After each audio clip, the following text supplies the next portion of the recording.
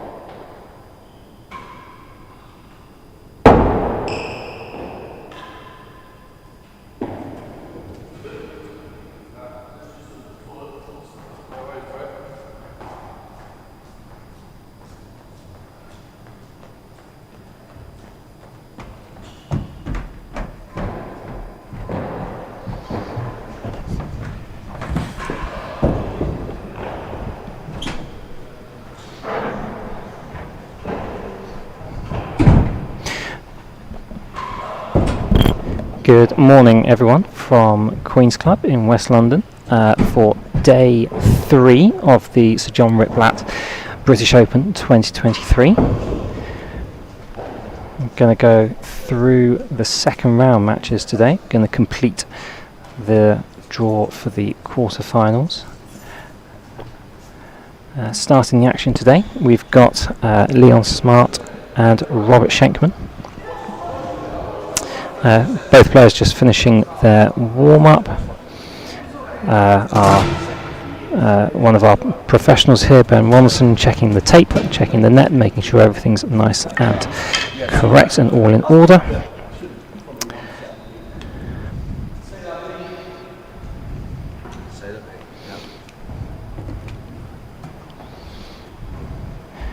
Leon's just taken a couple of moments out to nip to possibly just change or nip to the loo.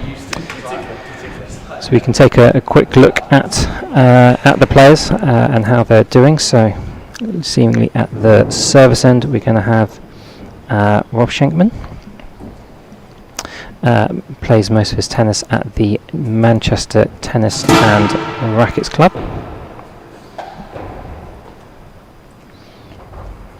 This is the 2023 British Open Singles second round match. We're playing the best of 5 sets. The receiver's end, number 7 seed Leon Smart. And at the service side, Robert Shenkman. First set, double.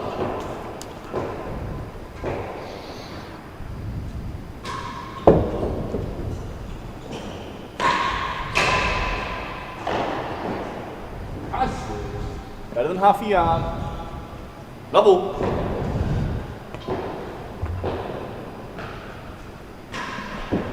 Oh.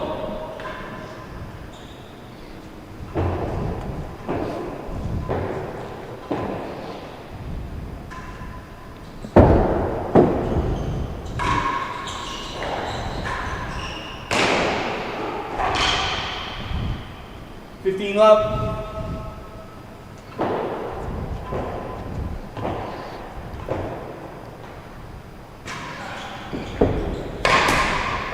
$30 love.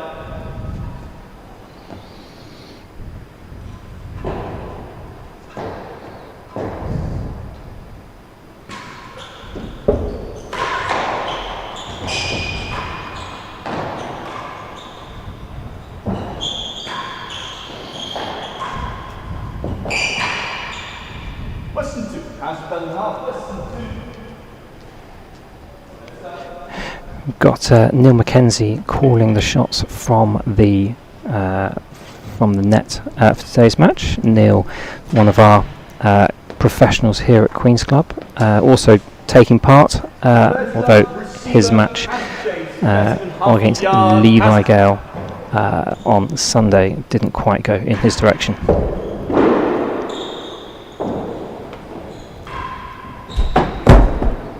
$40 Western 2.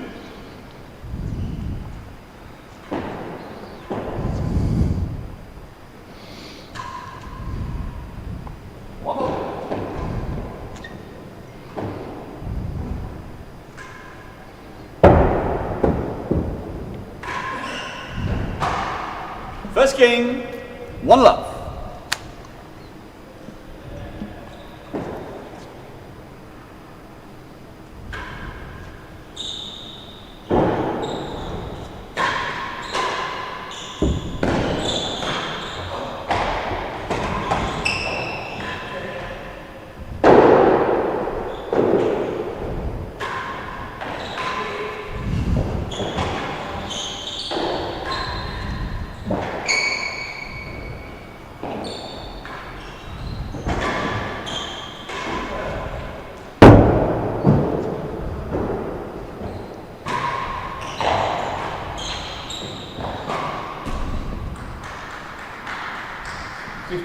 Some fantastic rallying there.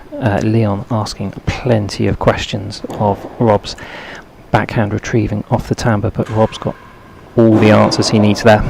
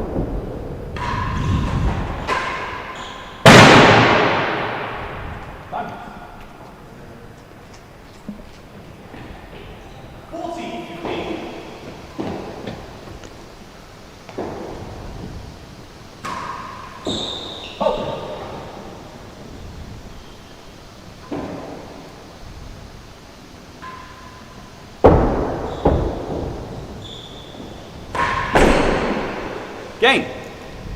1 game all. Just as these players exchange some early blows, can you talk about Leon's serving? He serves a lot of high serves, but they don't seem to work all that well sometimes.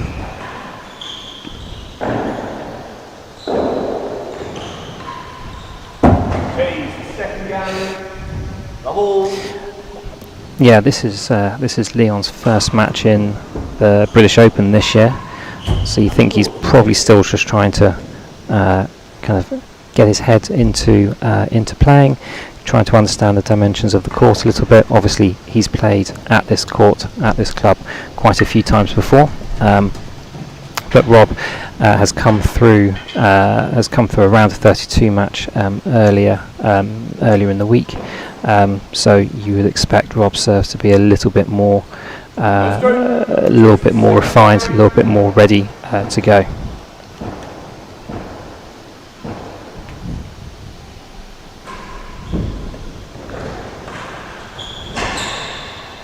Love, chase the door.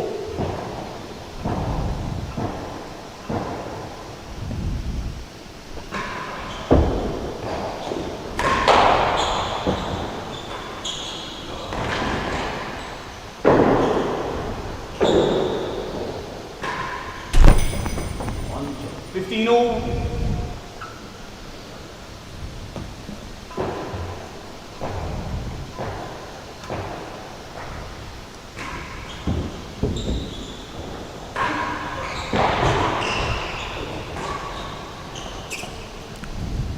$30-15.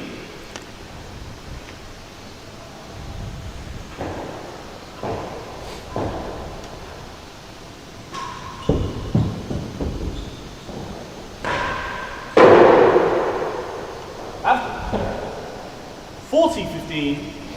Just touched the very top of the main wall, green tape along the top there.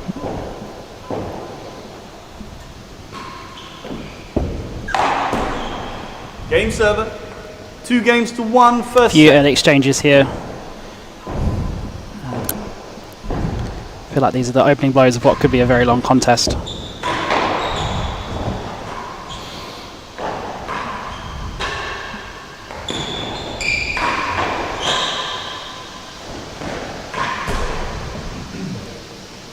Love.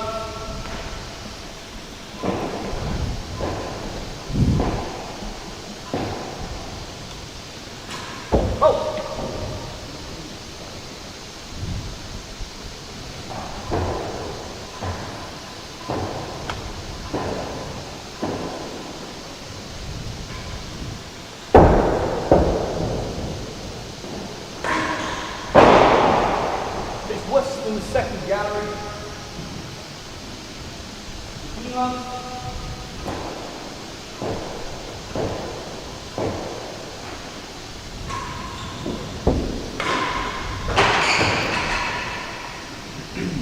all.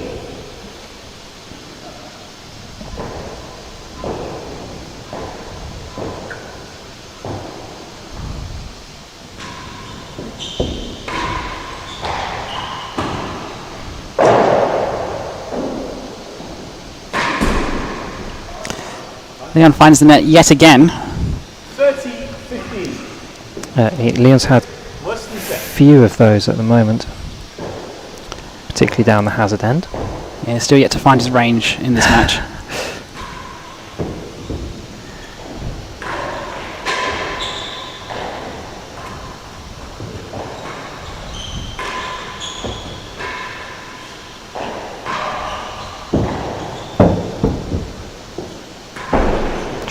Oh, that's unfortunate. That's not a pretty shot from Rob there. You won't want to look back at that on the replay, that's for sure. Let's delete that from the highlights reel, shall we?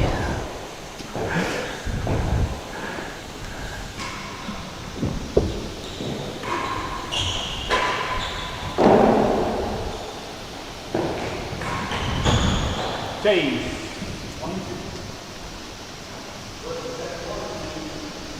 That had echoes yesterday of one of the first round matches between Bertie Vallet and John Woods Casey. Again, John right towards the middle of the court, quite close against the net cord. On set point, tries to scoop it over the net and ended up losing the second set, I think it was, with a pretty similar shot. Bertie went on to record a fantastic victory against John.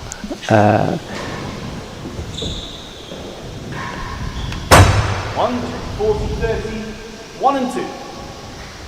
Short chase here. 1 and 2 chase.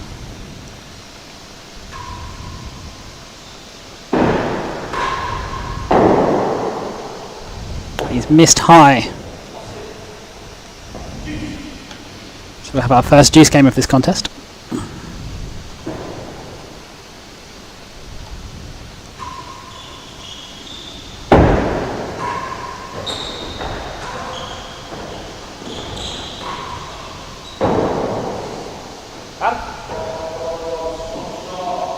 Service advantage.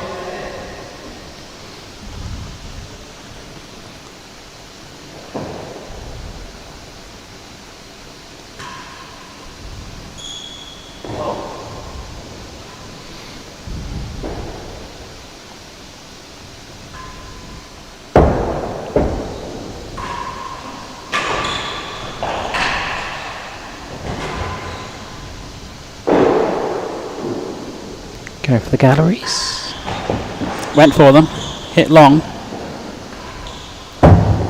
Gets it on the second attempt. Gets there eventually. Let's have a look at the head-to-head between these two players. Yeah, only one previous matchup between these two guys was actually earlier this year in Newport, the US Pro quarterfinals. Leon coming through an extremely tight match, 6-5, 6-5, 6-5. You feel like that match couldn't have been that much closer. Second gallery.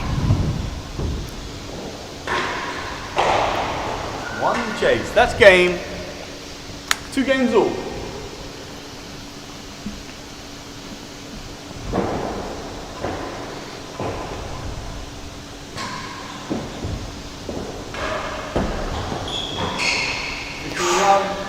Caught the net cord there, got a vicious amount of front topspin.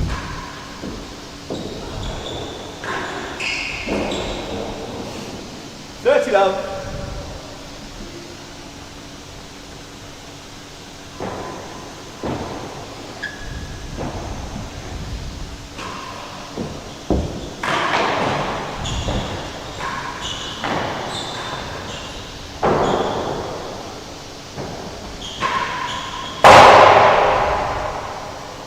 15-30. Rob opening his targets account for this match.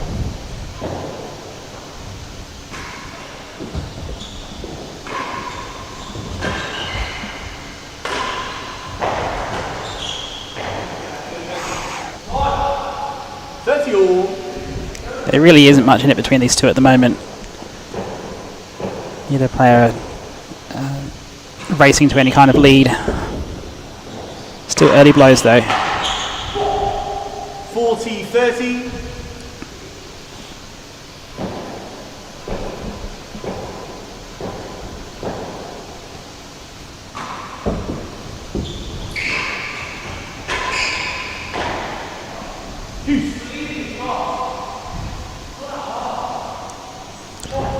As we are seemingly joined in the commentary by Rob Shenkman. Be quite animated on court sometimes.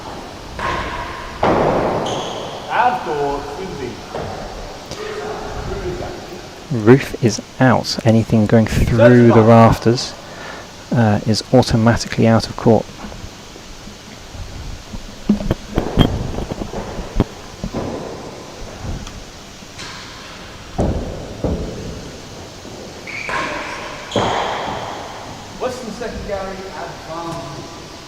So this match has implications on the world rankings.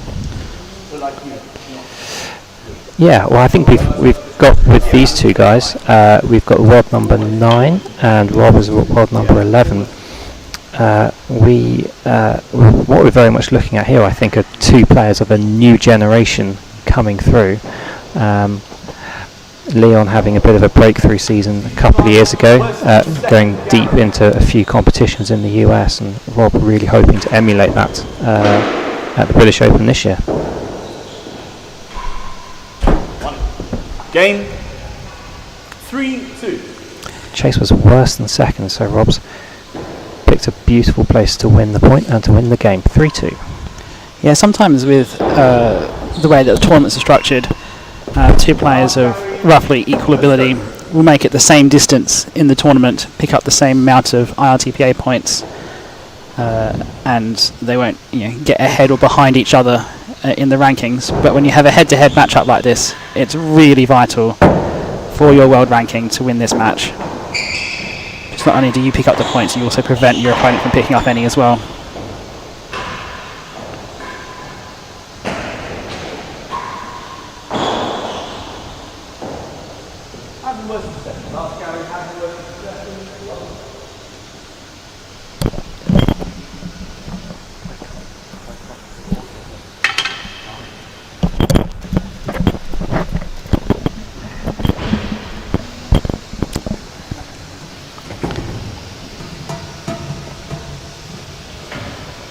So as the two players change ends.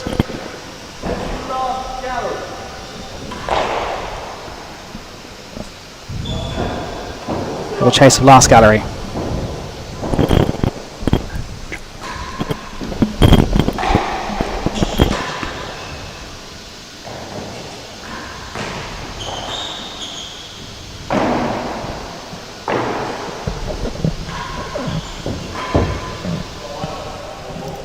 Hazard chase, Western second hazard.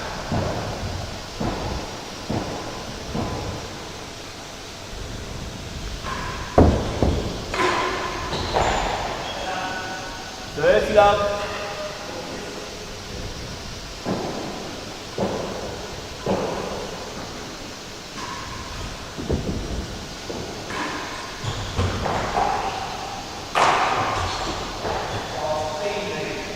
Up.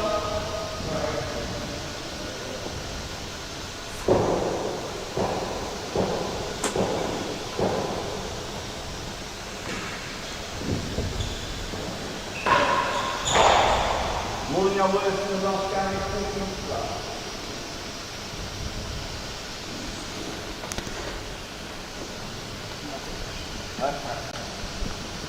So Leon taking a 40-love lead in this game, looking to level it off at 3-all here in this first set. Saw he was struggling a little bit with his serves to begin with, but I was going to say that he'd managed to find a way through. That one a little bit too high.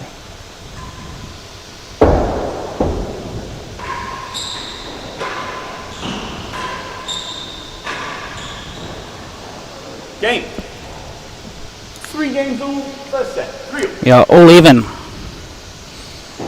Leon perfectly finding the base of the timbre there to take the game.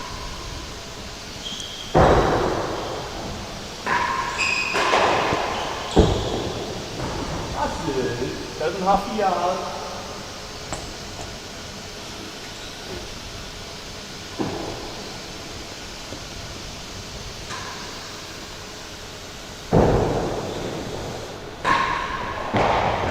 Chase, half your list.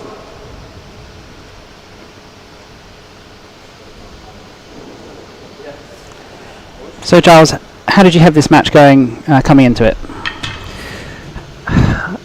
I mean, these two guys, I think we've already kind of said they're very much on the up in terms of this, in terms of the game. I think the match that they had at the US Pro is very indicative. I think this could be a very tight match.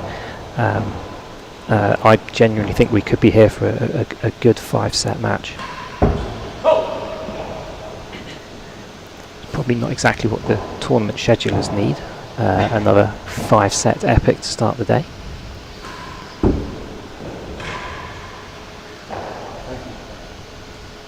defense. 15 love. Half yard worse than love. Yeah, on paper this looks like the closest match of the day.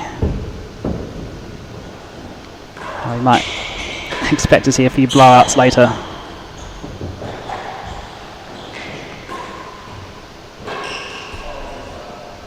A little bit early in the racket preparation there from Rob. Not got any power to get the ball over the net. 40 love.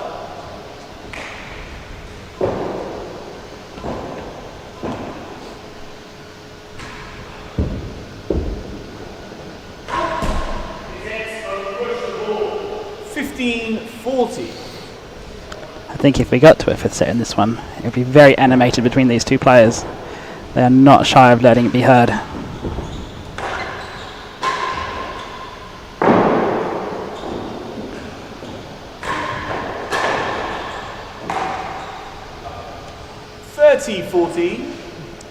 A little bit early on the reactions there from Leon as well. Hitting the ball well in front of him.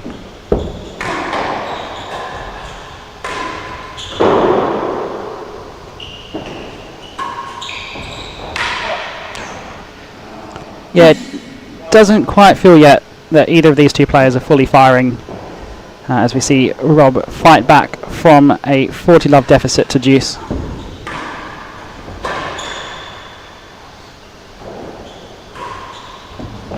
Jace, Western 2. Juice.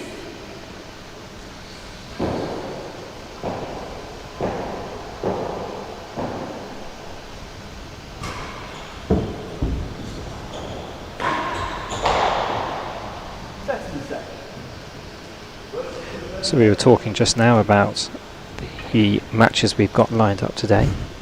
This one potentially being quite a close match, quite a long match as well. So we've got 5 second round matches taking place today. After this we will have world number 2, John Lumley, coming up against the very much up and coming and very exciting talent in Ollie Pridmore. Western 2 yard.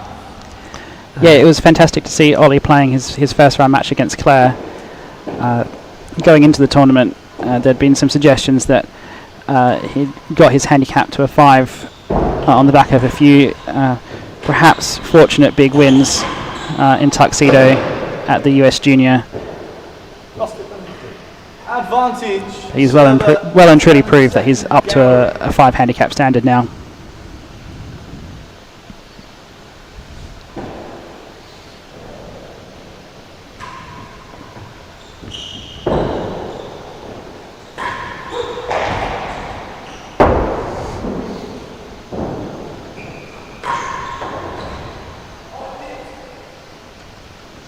And what's on after the Lumley Pridmore match?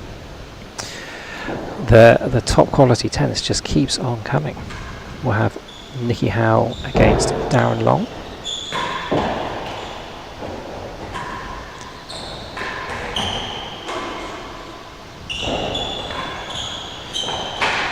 Advantage. Yeah, Darren came through his first round match against Mark Hobbs in what I can only describe as target practice for Darren Long. So something like 40, 45 targets. Something ridiculous. Game. Receiver leads 4 games to 3. In what was a very straightforward 3-set victory for Darren. I think it's been the only straightforward first or second round victory we've seen this far, this British Open.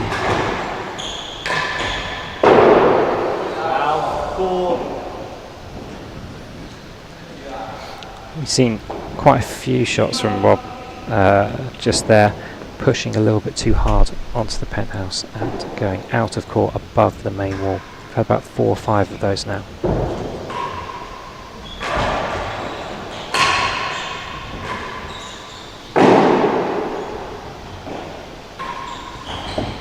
Jace. Western 1, 15 love.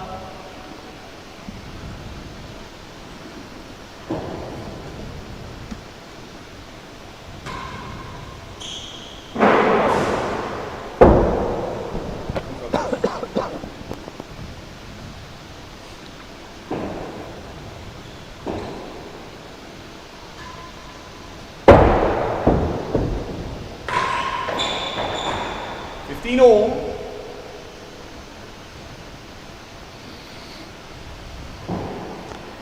And the later two matches? We've then got, coming up this afternoon, we've got Bertie Vallet, who we've talked about already. 30-15. Probably putting together the big result of the tournament so far against John Woods Casey. He has the incredible honour of Steve Vagona coming up this afternoon.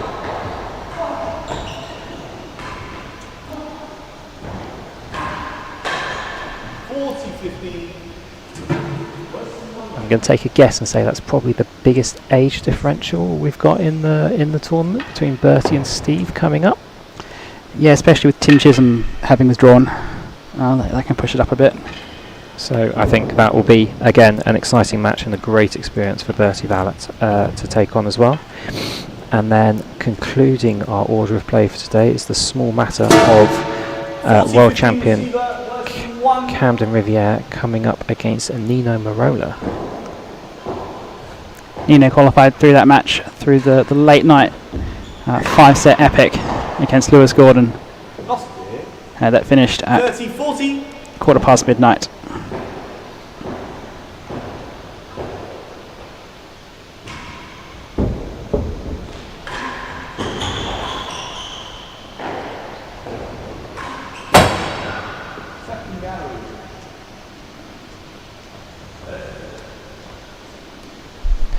Yes, and I think we also had the court lights failing a couple of times as the day progressed as well. Although Nino, as a new dad, really exciting development. Probably very accustomed to being up post midnight. Yeah, I spoke to him afterwards, and he really said that the break of play due to the court lights really affected his rhythm. He had won 9 games in a row at that point and went on to really struggle in the next 2 sets. Just shows what small margins we're playing with here.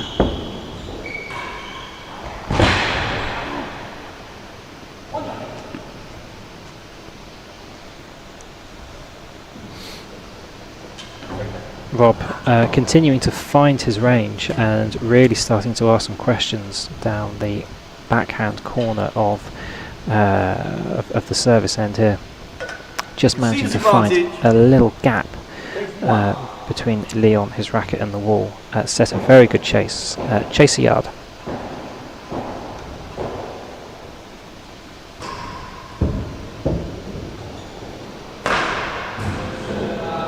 Oh, fantastically done there by Leon. 4 games all. Straight force into the dead on to beat Chase a yard. And we are 4-all here in this first set.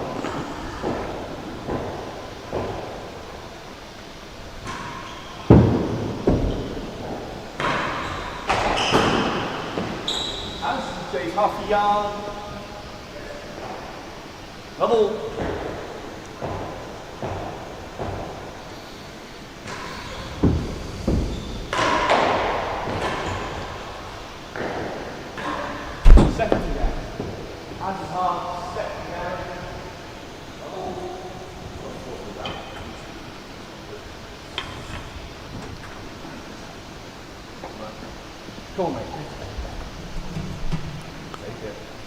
As we see a replay of that straight force No stroke. by Leon Smart into the dead on. Half a yard. Hazard.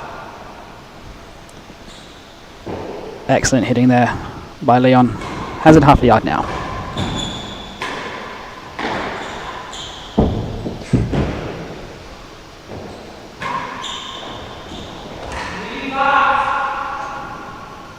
Time.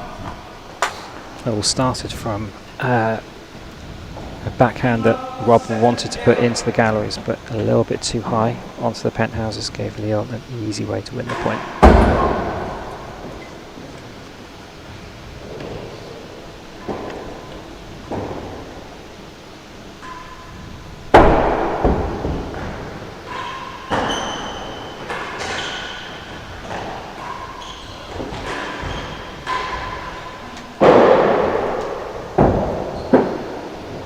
Oh, that's tough.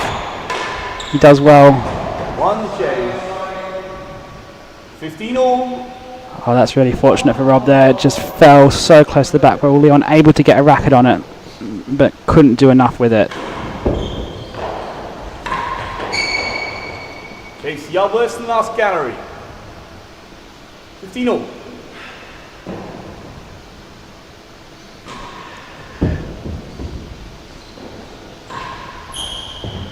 Chase. Worse than one. Chase, it's yard worse than one. So do let us know where you are joining us for this morning's match. Do jump onto the live chat. Do let us know who you're supporting as well. I appreciate it's a very, very early start for our folks in the US who might be wanting Leon to go far, but let us know where you're from, who you're supporting. 15 all, yard worse than the last gallery.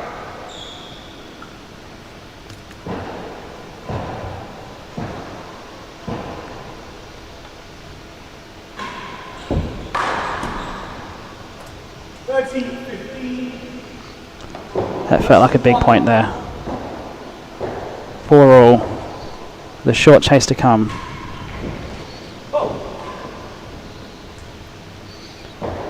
He sense this is a must-win point for Leon in this set.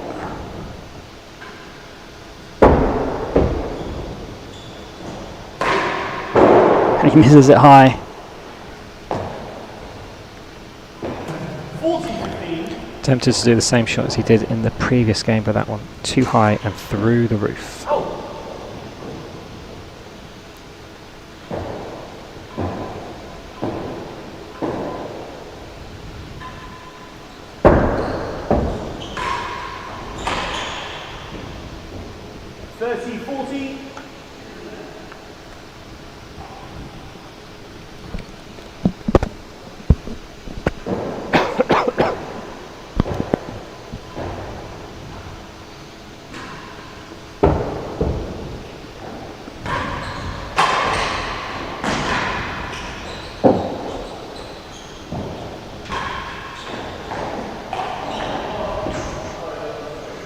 Oh, he didn't quite read that well off the back wall. Server leads 5-4. Got close on him quite quickly.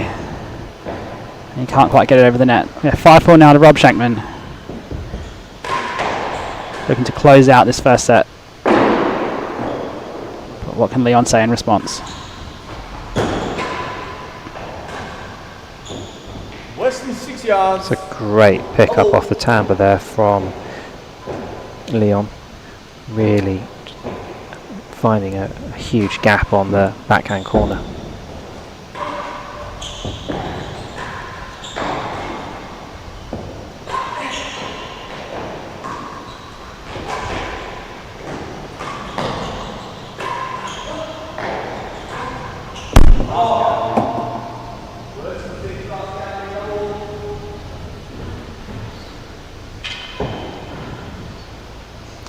Yeah, this could well go 5 here. Two average length chases. Definitely doable for Rob and definitely defendable for Leon.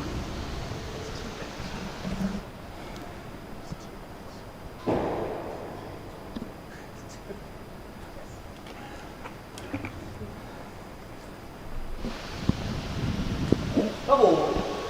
Worse than 6.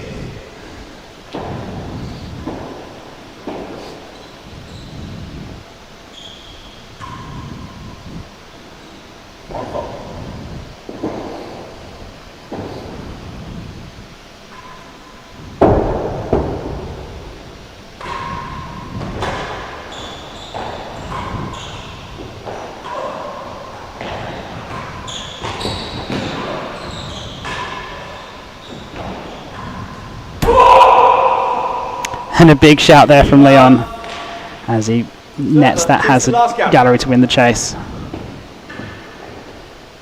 You can see how much it means to him. Travelled all the way over here from Boston. Doesn't want to go out second round.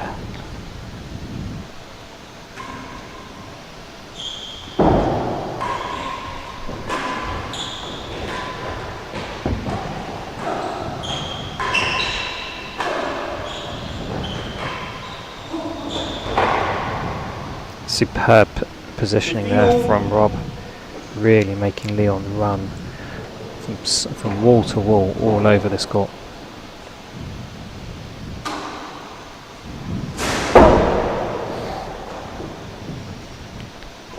Leon, even at this point in the first set, still struggling to find his range on those high serves.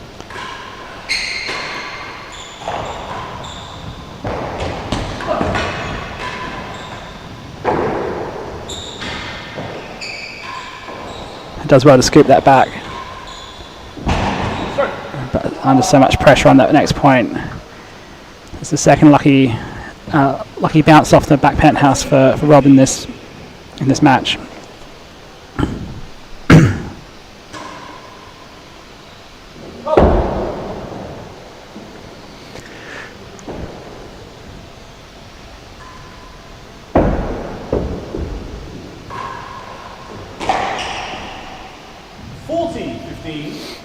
That's creating a couple of set points for Rob to take the first set. This game and the first set, 6 games to 4. Yes, you can. And that is the first set of the match to Rob Shenkman. Indeed, the first set that he has ever won off Leon, given that they've only played once before. Yeah, indeed. As the players go off to change shirts, let's have a look at some of the statistics from that set. Yeah, I think certainly we've talked in the past about a few matches in this tournament being kind of real kind of target practices. Really quite remarkable. This is probably one of the fewest targets that we've had actually in a set of tennis over this tournament. Yeah, there wasn't actually that many in the Bryn Sayers Lewis Williams match that was posted online last night either. Okay. But indeed, yeah, low on the target count. But I think you can kind of see from these statistics, points won 29 to 32, points served. I think that's where Rob's got a little bit of the edge at the moment. Just been taking a little bit more than 50% of the time down at the service end. And I think Leon's. I think these are very fascinating stats. These high drops, the accuracy from Leon, 52%, and on those he's not applying really any pressure onto Rob's game there. No, accuracy of 52%, and the ones that he does land, he's only winning 38% of the points. So it's really not a serve that's working well for him. No. It's a serve that he does like serving. We saw it at the French Open in Paris. Admittedly, you've got a pass rule there, but he served a lot of them in Paris as well. But again, really not working well for him. Rob, on the other hand, actually been pretty light on.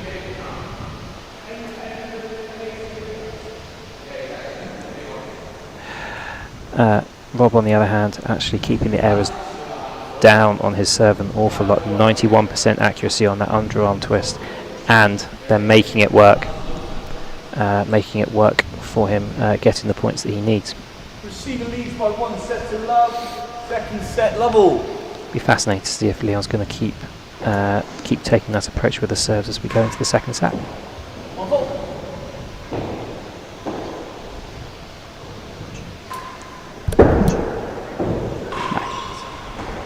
Okay, he's working the yard. Bubble.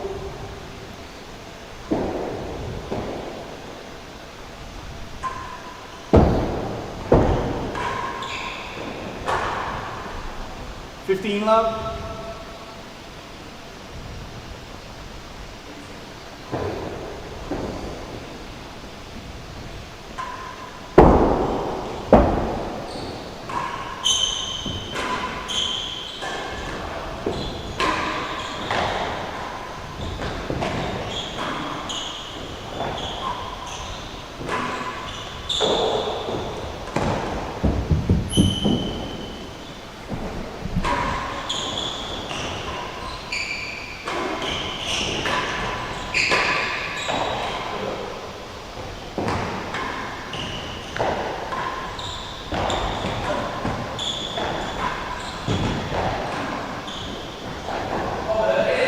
superb rest.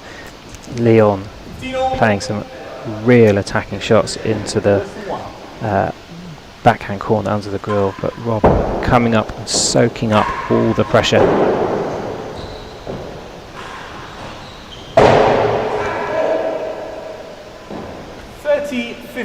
We have actually seen Leon try a few different serves there. He's thrown in a few demis. Admittedly very wide demis. 30 all. You just get the sense that if Leon really is to push forward into the top 8 and cement his spot there, he really needs to work on that first serve percentage and find a way to be aggressive on that serve, because at the moment he really just throws it up there and hopes for the best. Yeah, this time last year, Leon made it to the quarterfinals before coming up against Camden, and it was a pretty kind of standard regulation win really for Camden. Leon serving that day again, not really putting much pressure on Camden's return of serve. Sorry, I missed you there. Lost it. Juice.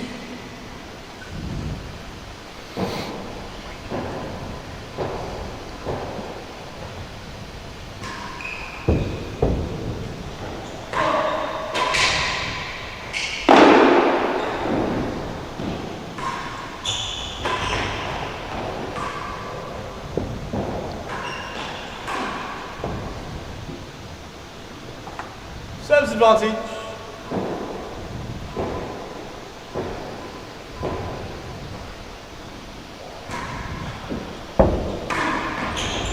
Stroke. Juice.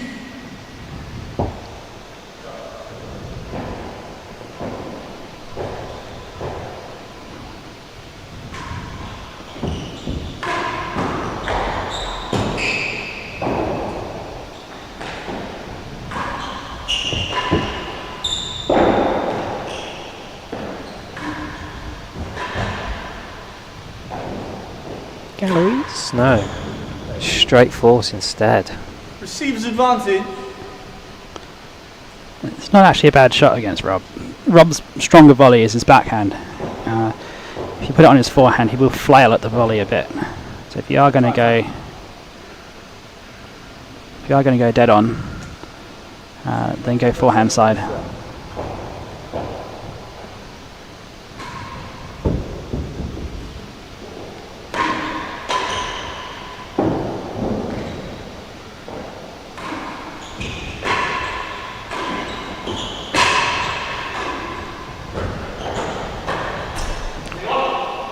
That is the first game of the second set.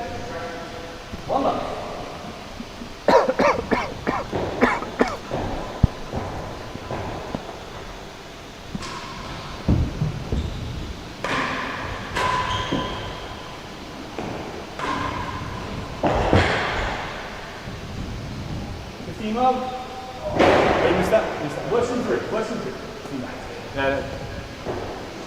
Yeah, but I think Rob took more wall than ball in that particular stroke.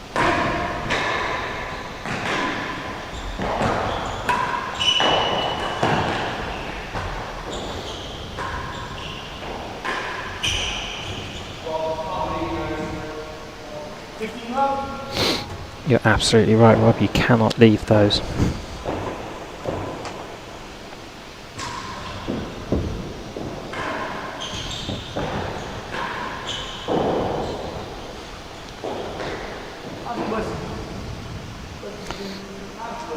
It can be a cruel game sometimes. That was only inches away from a grill. So he loses the serve with a hazard.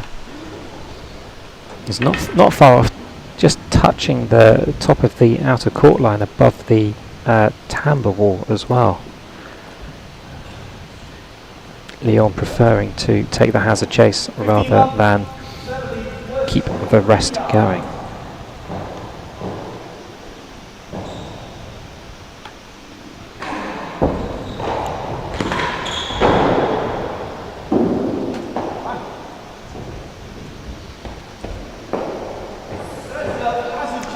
Great football skills by Maka.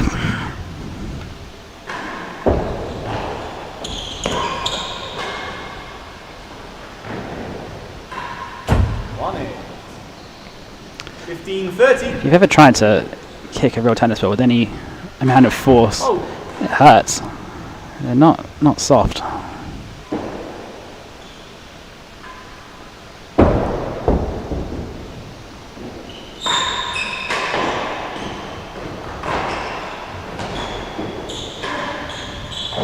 That's it. 40-50. That ball finds the bottom lip of the grill and then bounced up, I think. Oh, unfortunate that was a fault because it absolutely rolled.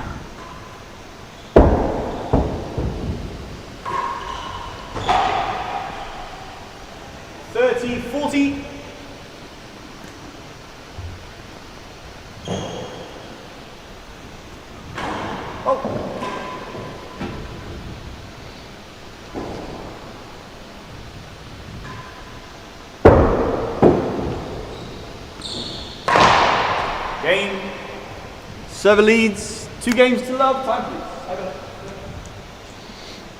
please. Momentum start of this second set, kind of heading very much in Leon's favour. Still trying to find a serve that's going to work for him. He's gone railroad a few times now. I think that's probably the better option. I think it's more in the point with the railroad because it is tighter. Better than 1. I think his high serves can get quite loose sometimes.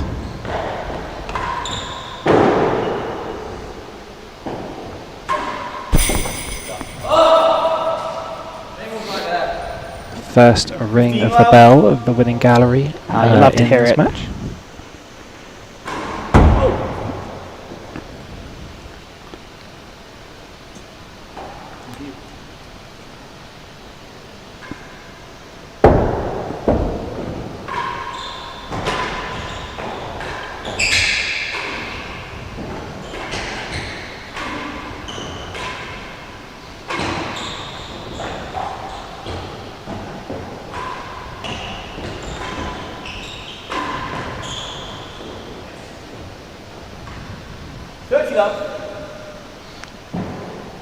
Some great defending by Rob down the hazard end.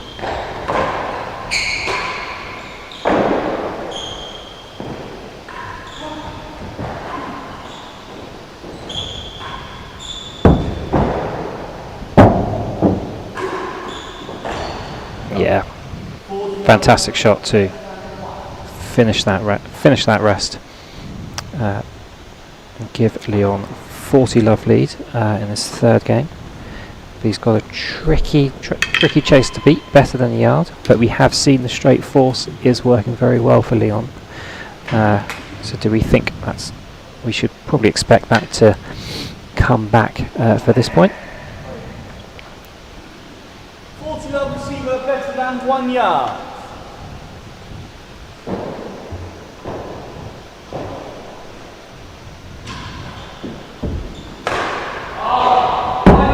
It was there, just was mostly frame and not string. 40.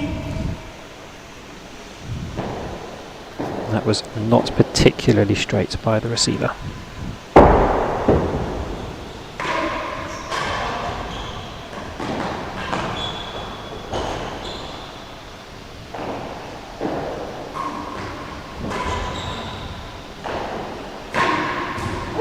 That one was. Game. How is that shot not out at the very top of the timbre? 3 love to Leon.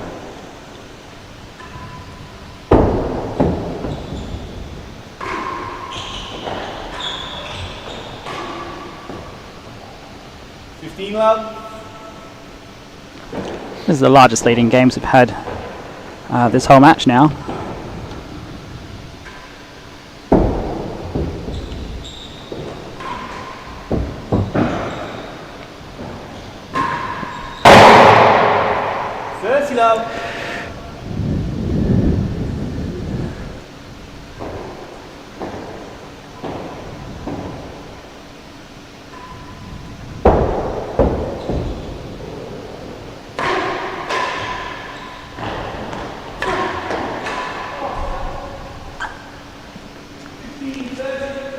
Leon clearly decided that the hard-hitting game is the way to go.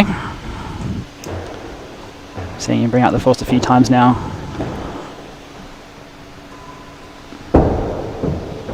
And Rob has changed serving from his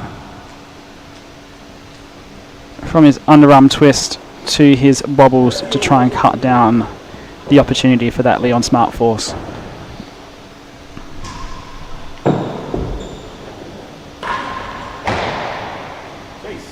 Yard better than second, 30 goals.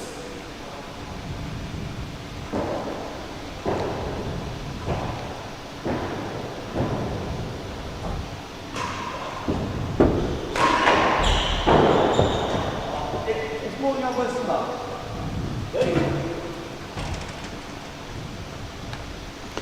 So these two have shared a court in the last week. They played each other during the Real 10 at Middlesex University. So that tournament is played off of half handicaps, and so in that match, it was the first 1-5. Rob was owing quarter 15, Yard better than second, Gary. and managed to win. I believe it was something like 5-1. So Rob being the first amateur to take down the Real 10, if I understand correctly.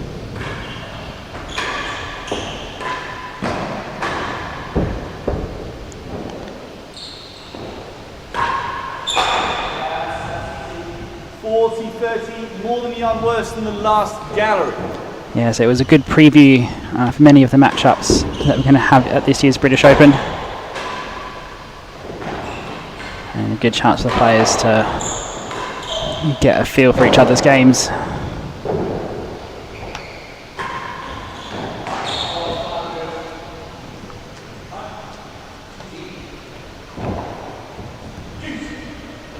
Couple of opportunities there for Rob to try and take a game in this set.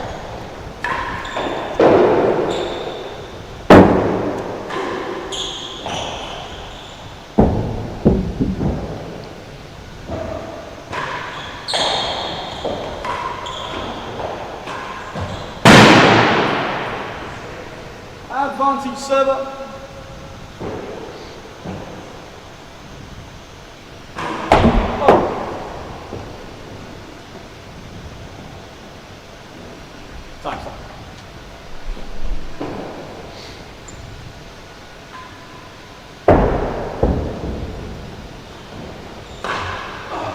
James, Western 3. Advance.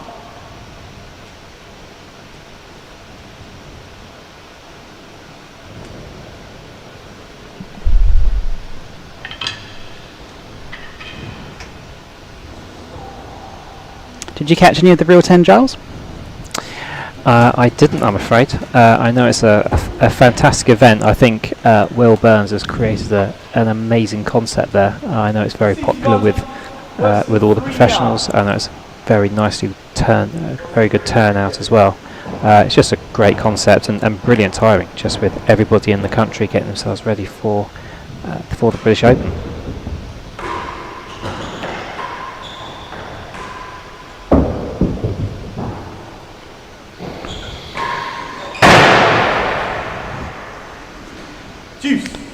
Yeah, Rob needed that grill. Very desperately needed it, because he was looking at down the barrel of a 4-love deficit.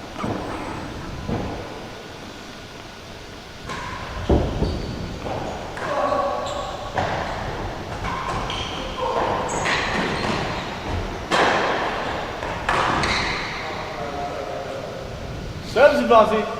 Rob's also been very complimentary about the Middlesex court. I think he described it as his favourite court in the world. No surprise that he's done very well there at the Real 10.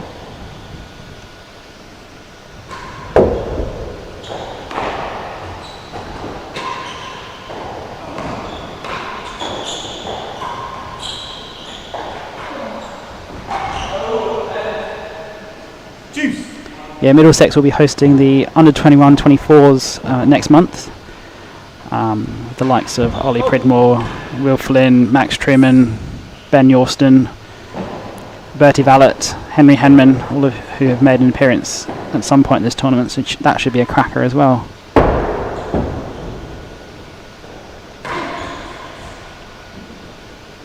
yeah, it's been great to see all those names and all that talent coming through the qualifiers and into the main draw. So that should make for a very tasty competition at Middlesex. Game receiver, 4-love, second set.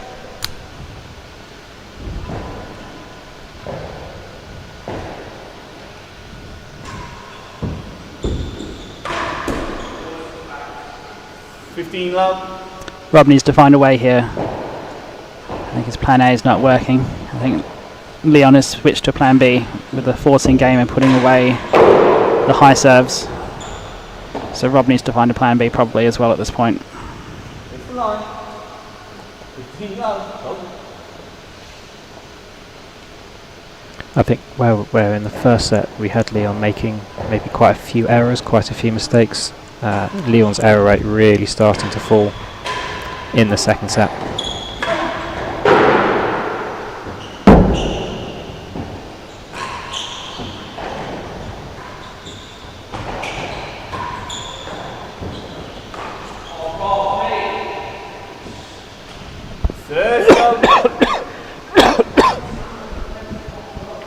I say that, of course, and then Leon makes quite a classic mistake down the hazard end.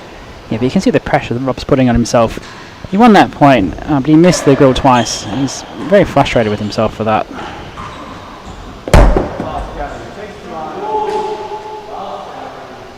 Every time. Hits it. And I think the commentary is really starting in earnest now, Giles, from the players.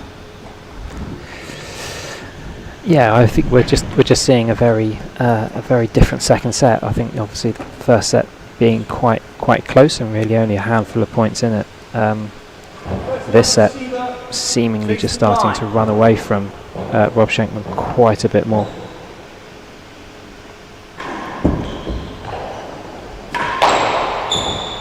Won it.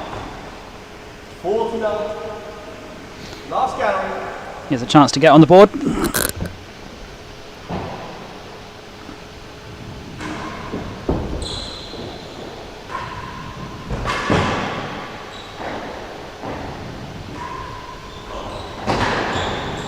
Great pickup from Leon there.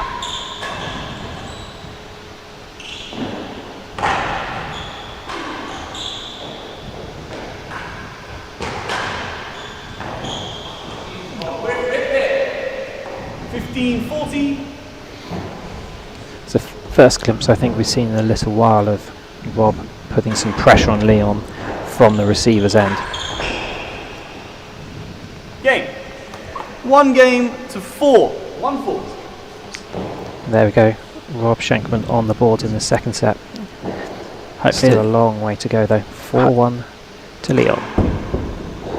Hopefully that dead on gets a few frustrations out of his system.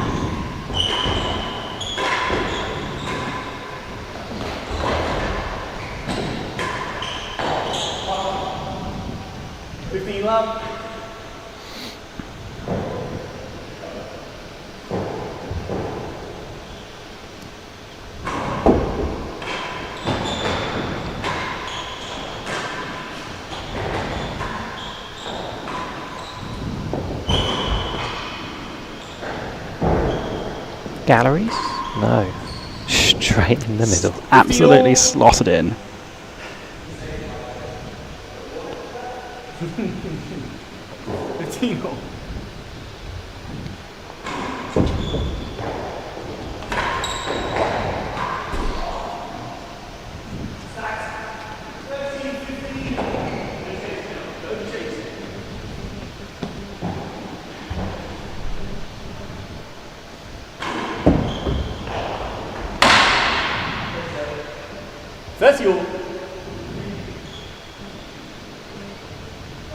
You're up 30. 30 all, yeah. 30 all, you hit one of the net, just hit.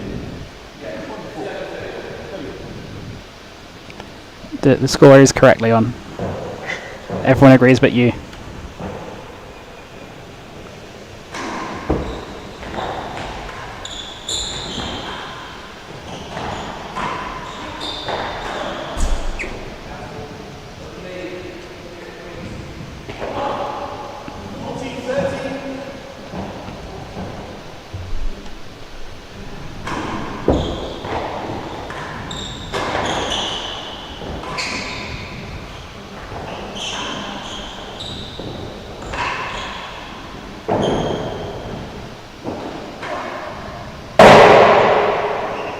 Deuce.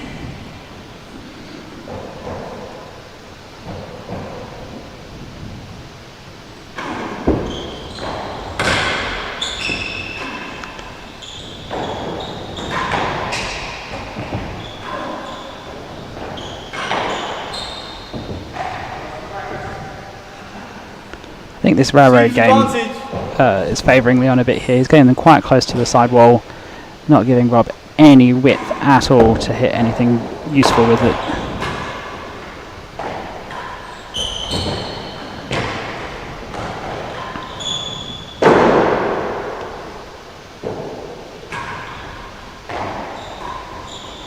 Last gallery.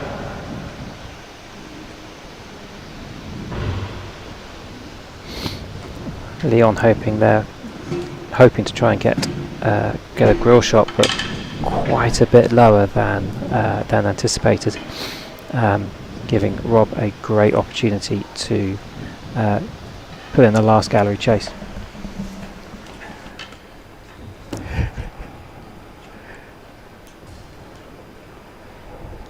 Service advantage. Chase the last gallery.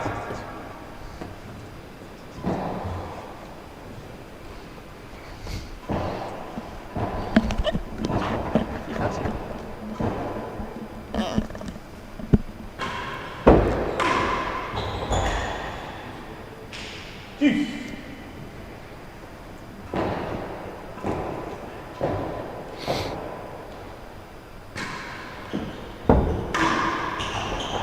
Advantage receiver. Time please.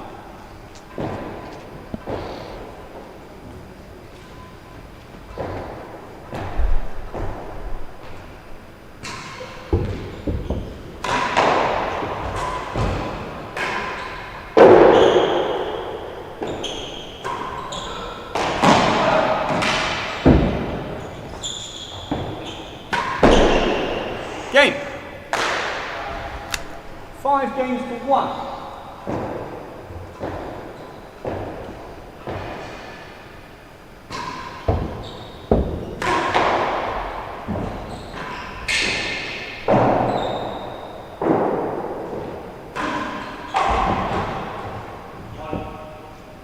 Love.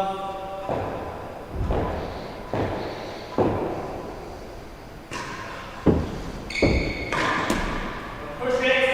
15 all.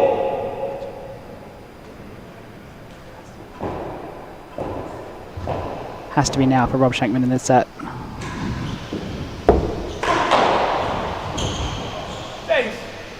1 and 2. 15 all. As Maka goes football skills again.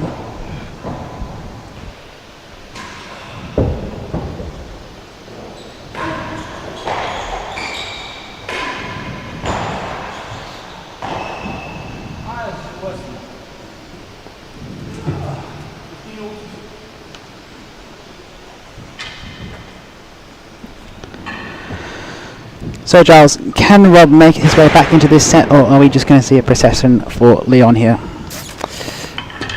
I think it's going to be. I mean, it's definitely going to be a long way for Rob in this set. But I think one of the fantastic things that we have about this sport, about this game, is just how professionals are able to just completely, completely wipe away and switch off. You know, anything that might have happened in previous sets, start again from a clean slate.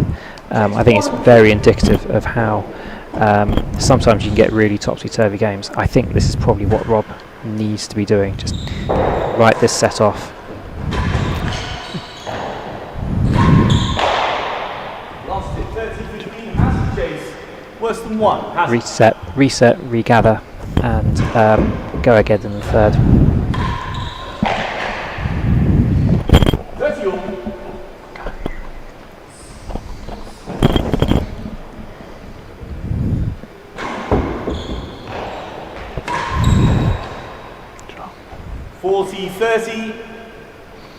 Although Rob's got a chance here to get another game onto the board. That is if Leon doesn't take the markers head off with a ferocious railroad fault. Game. 2 games to 5. 2-5.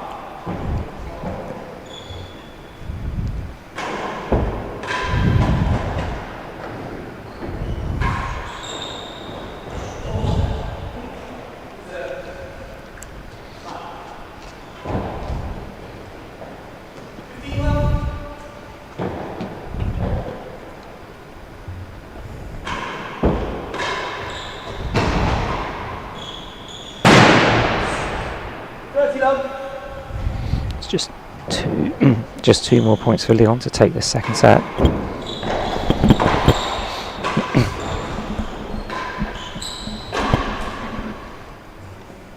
$15-30.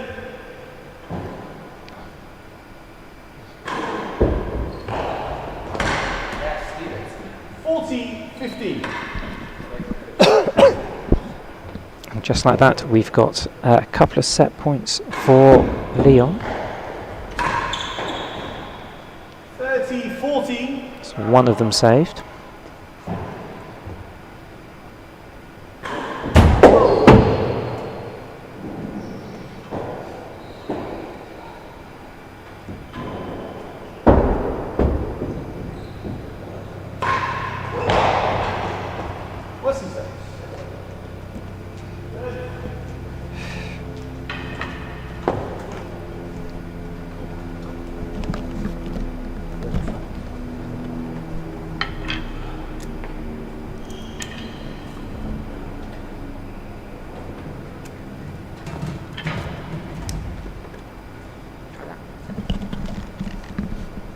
What's he say? Receiver lead. Still got set point for Gallery.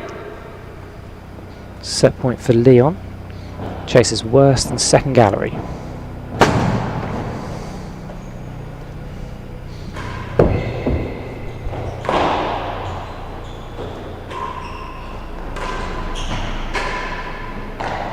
Fantastic shot from Rob to save a set point. Take us to juice.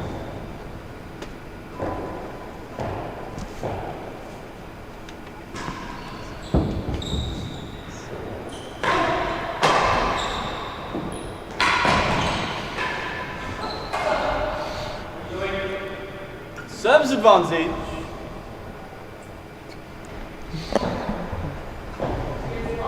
Yep.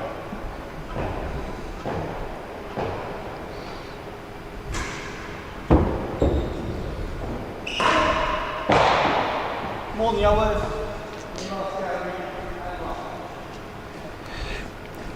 So, absolutely fantastic to have up in the commentary gallery to join us for this match. We've also got John Woods Casey. John, hello. How are things? Hi guys. Well, up and down. A tough day yesterday, but back here looking forward to this match.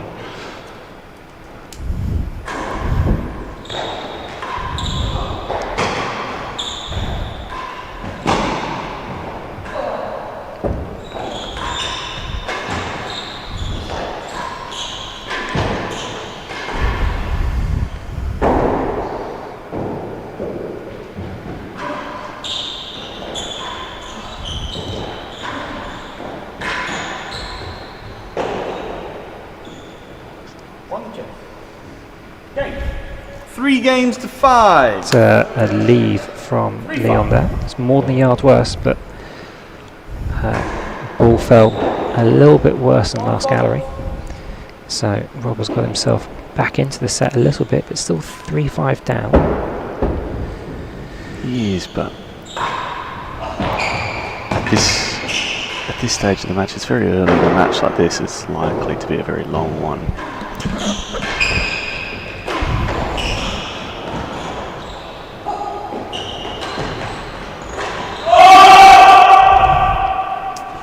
It's important for him. The last 2 games have been very important for him to get back, just at least, even if he loses the set from here. I feel like he's got a little bit of rhythm again. played some good shots, Third love. getting a bit more of a feel for Leon's serve so that he can go into the third set with a bit more confidence.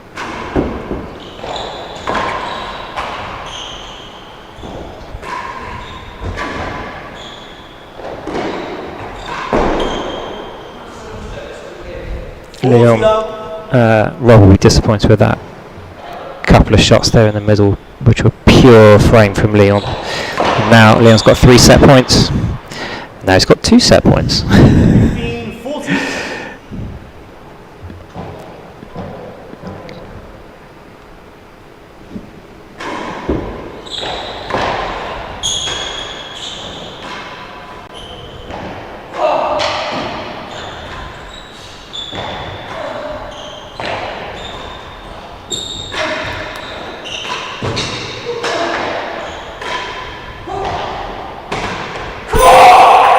Game and second set.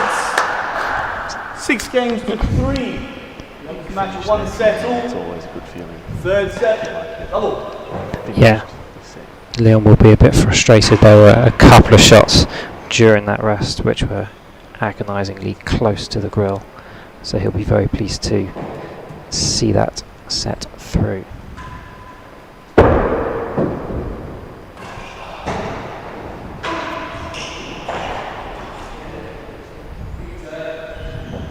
I have to say I missed most of that set while I was on the train on the way here, but it looked at the start like Leon started off with a lot of high serves and is now serving almost exclusively railroads. Yeah, the first set was very much Leon trying to get his range into the court, trying to understand sort of dimensions of the court a little bit. The high serve was really not working, either very, very high, or when he ended up turning it down a little bit, kind of to find his range a little bit, just too short onto the penthouse.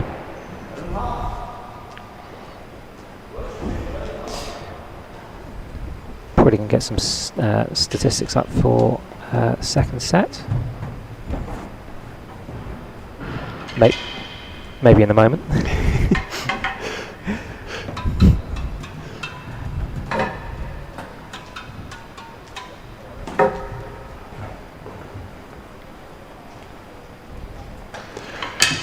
So obviously, as we saw earlier, these two played an absolute cracker in Newport earlier this year.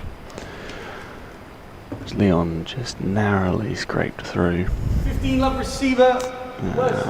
We saw at times a very frustrated Shenkman in that match.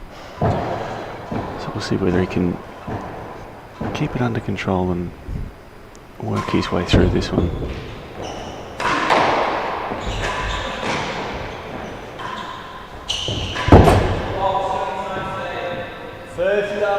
Better than half a yard. So we've seen a few straight forces from Leon in response to some very tight chases. We think we're going to have another one. I suspect so. It was a good try, but no cigar. Yeah, against a player of Shenkman's caliber and ability on the floor, you're not going to get too much reward trying to beat a chase of 2 or better on the floor against him. So your only real option is to take on the dead on, and that's one of Leon's strengths anyway, so he'd be pretty comfortable having a go at that in most circumstances, but especially attacking a short chase.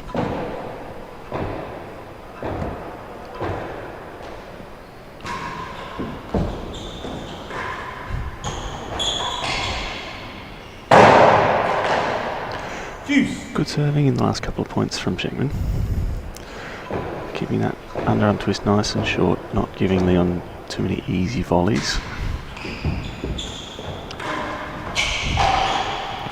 Advantage receiver. Forcing him to play it on the floor.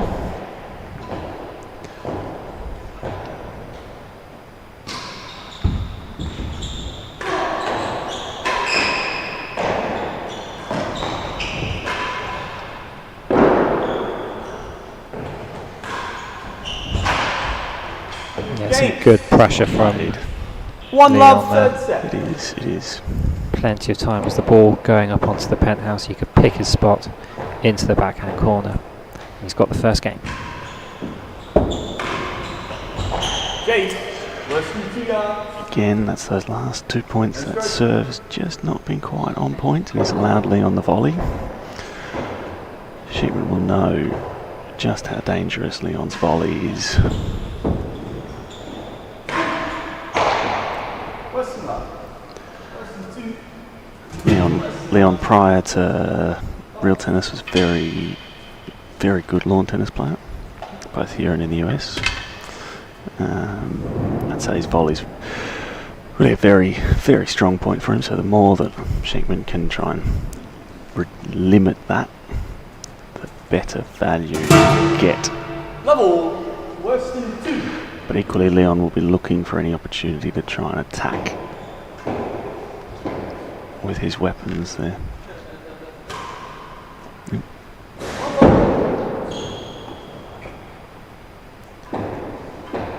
Chasing worse than 2.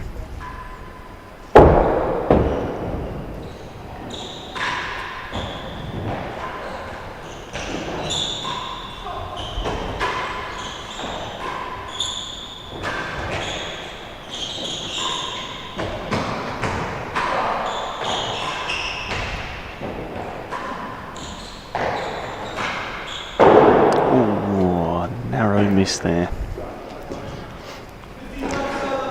But a well-played point from Shenkman. That was a worse than 2 chase, and he felt Leon really had to play every point that was coming back. Yeah, yeah.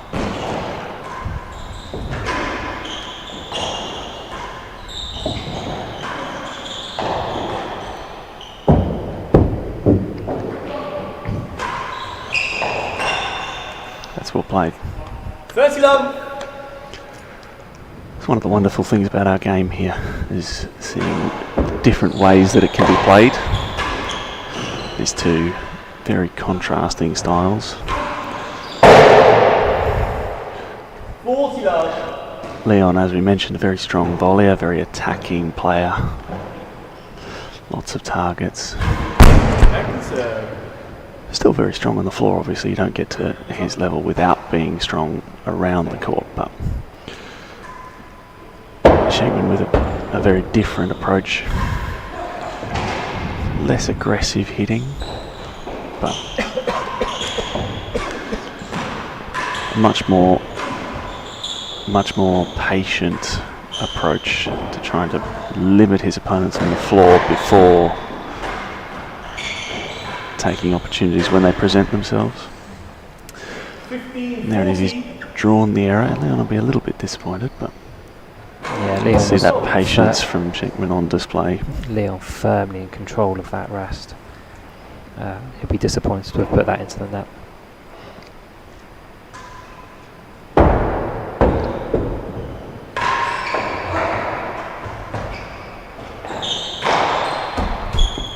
Oh, a little bit lucky. first gallery.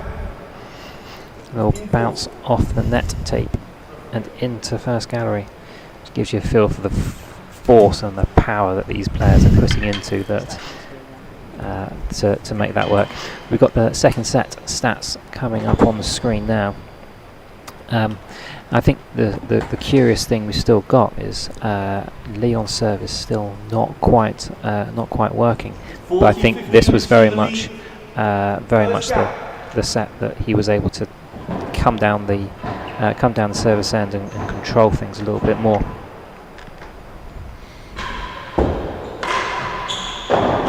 Out. Just out. 30, 40.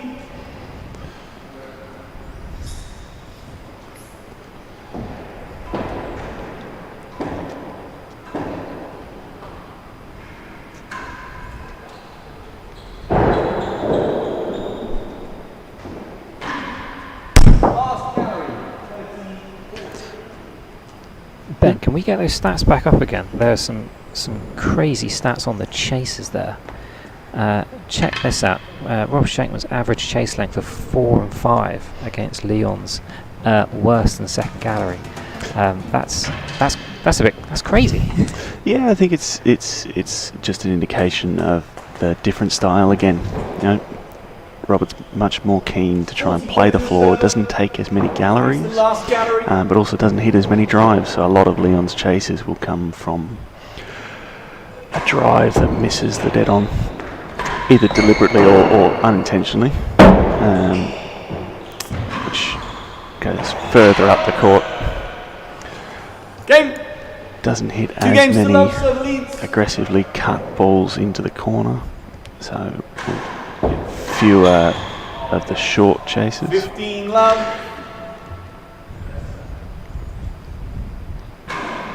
It's a good spot though, Giles. I didn't notice that. 15 all. Leon not particularly ready for the power that Robert's putting into that return.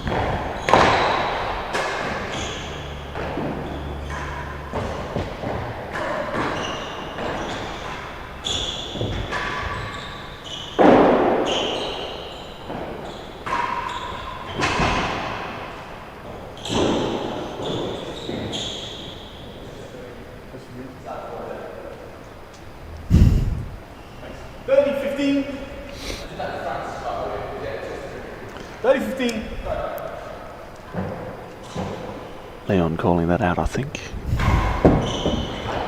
Good sportsmanship in this game. One thing that we pride ourselves on as a game. You'll notice Neil marking from the net there.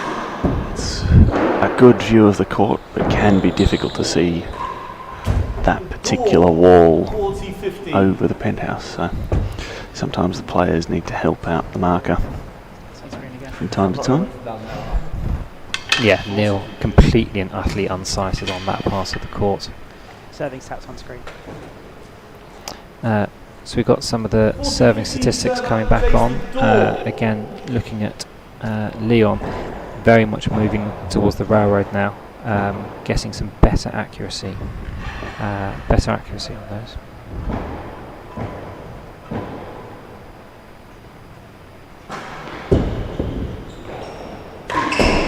Game.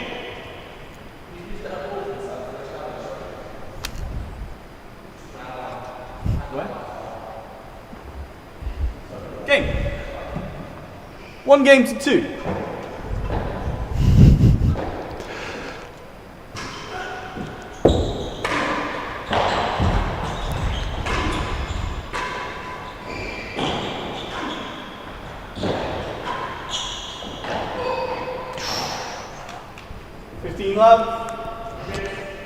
What's your opinion on balls in galleries, Giles? Are you bothered by a ball that's sitting in a gallery while you're playing?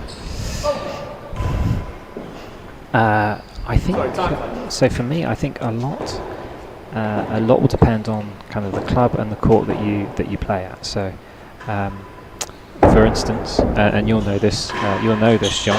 Mm-hmm. If you play at clubs and courts Better than 3.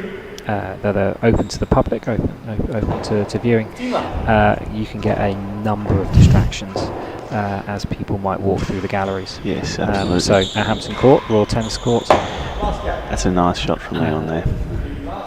the court is the gallery corridor is open to the public 7 days a week, and so you can get on a number of occasions people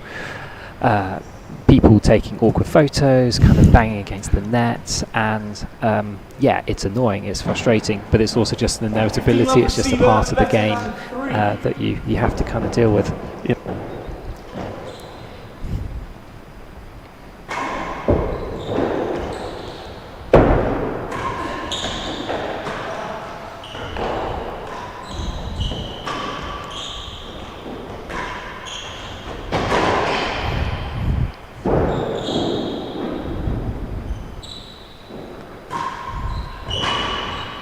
Once again, Shenkman taking the patient approach to trying to beat a better than 3 chase, but maybe a little bit too loose on the forehand there. Smart able to capitalise.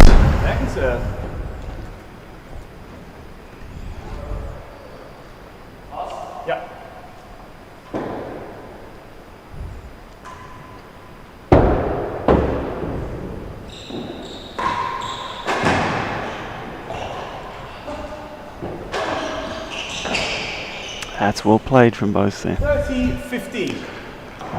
Very good retrieval from Rob. What's your take, John, about sort of distractions in galleries? Do you mind it? Is it? Yeah. How do you feel? Personally, it doesn't bother me at all. Have to say, as you say, I spend a little bit of time at the Royal Tennis Court, and as you say, you just get used to it after a while. 40-15.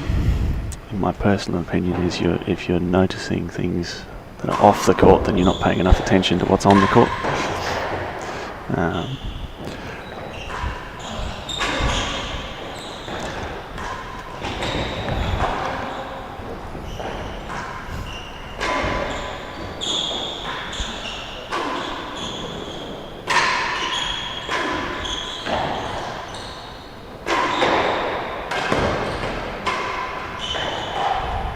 Superb tennis. Game.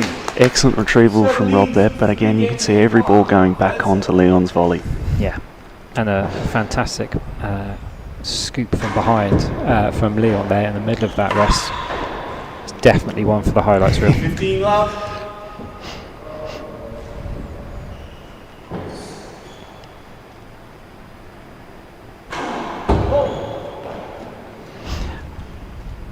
Going back to kind of distractions in galleries, we had a tournament at Hampton Court earlier this year, which also coincided with an international marching band competition which took place outside. Oh God. Question 3. 15 love. We were getting towards the sharp end of the tournament, and we've got a kind of a formal garden right next to the tennis court. I think we were in the semi-finals of that tournament, and then literally all of a sudden this marching band at full volume, just completely and utterly piped up. And if you want to talk about distraction, it was full marching band, cheerleaders, the full works, The full Monty. Was that a distraction? 100% that was a distraction. There was no way. I think play had to continue, of course. But I think that's probably one of the stranger distractions that I think we've had.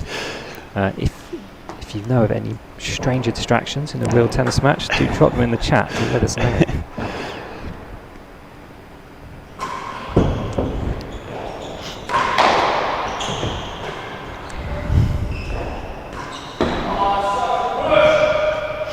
Yard hazard, James. Better than a yard hazard.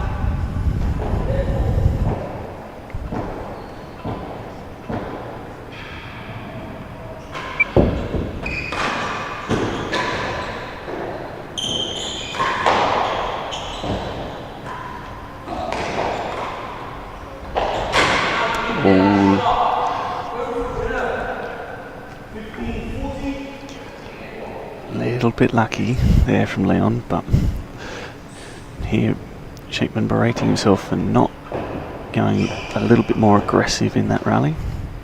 But it's a fine line. It is a fine line at this level.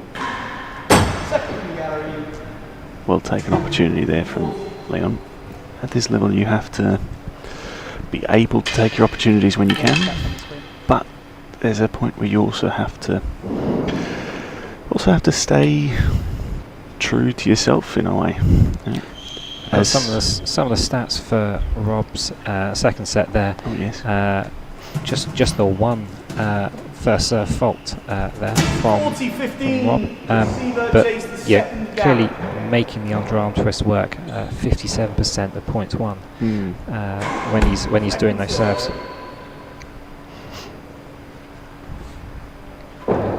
It's good illustration for the viewers at home. Serving in this game is not necessarily always about serving a perfect serve every time. It's just as important to serve. Good finish there from Leon. It's just as important to serve to your opponent, knowing your opponent's strengths and weaknesses. Game. 2 games to 3. 2-3. That will definitely settle the nerves for Rob Shenkman there. Leon was on a bit of a charge to take that game, but a superb main wall dead on from Rob there to take us to 2-3.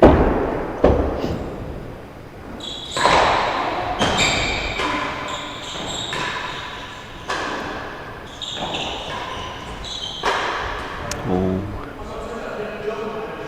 15 love. got away with that.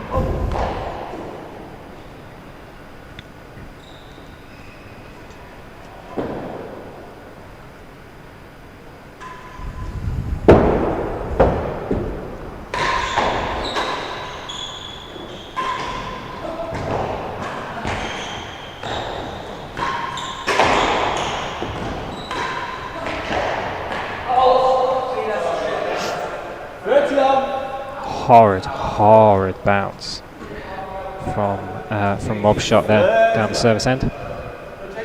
No check. Very swift apology from the receiver.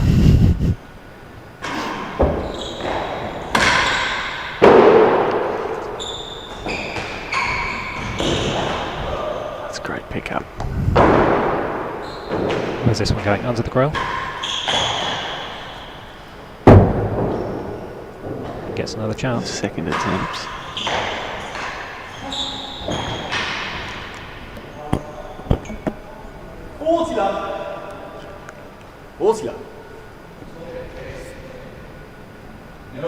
Oh, better than 3, 30 love, thank you. Better than 3.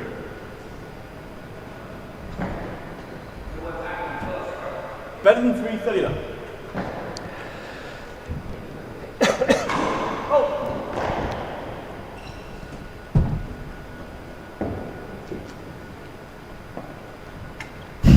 Previous rest has been called as a chase instead of a point to the receiver.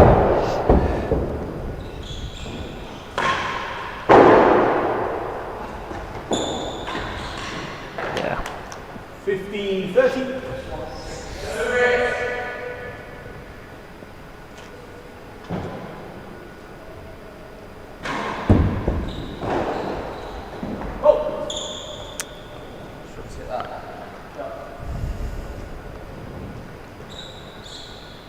Very close there.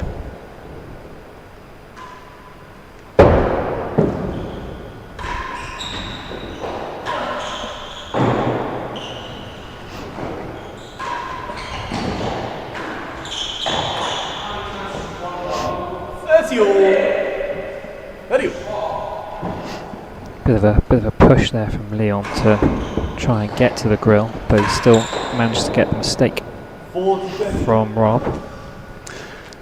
He's not had a lot of success in the grill this set so far, but he's hit a lot of main wall timbre, which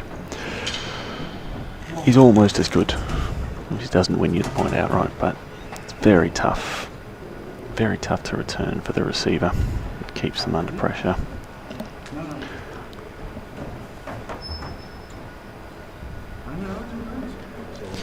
So Rob's got a chance here to take the scoreline back to level, a level footing. But he's got a better than 3 chase to defend. Once again, I imagine he'll be serving the underarm twist, trying to avoid Leon's volley. No, maybe not. Gone for the railroad trade. Nope, it's a railroad. Tempting fate. A few options there.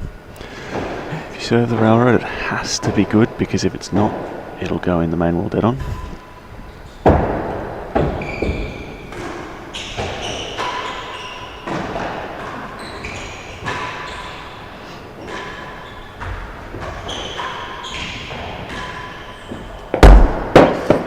It's good control there from Leon on those couple of 3 shots, games but all. nice aggressive forehand from Shenkman.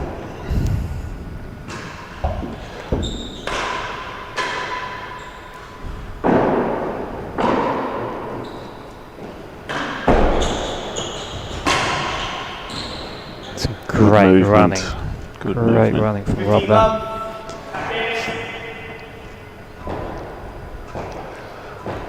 Now we see the net cord can be lucky and unlucky for both players depending on exactly how it bounces.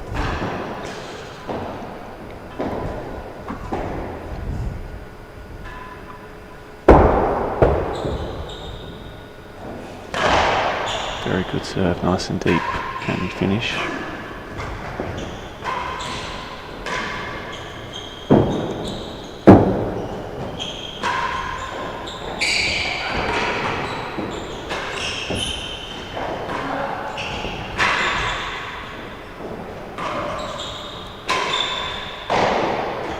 Oh, fantastic retrieval there from both players. Horribly unlucky for Rob there. Missed the grill by a matter of inches, and it's bounced deep into the hazard court. Hazard end for a chase. James, better than 2.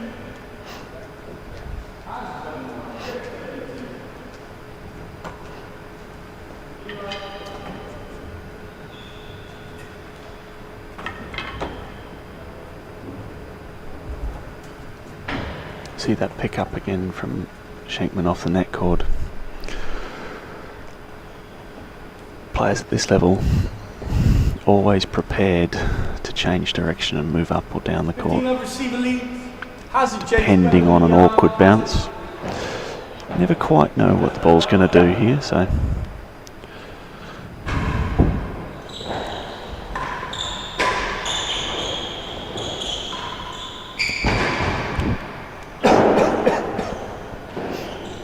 gallery.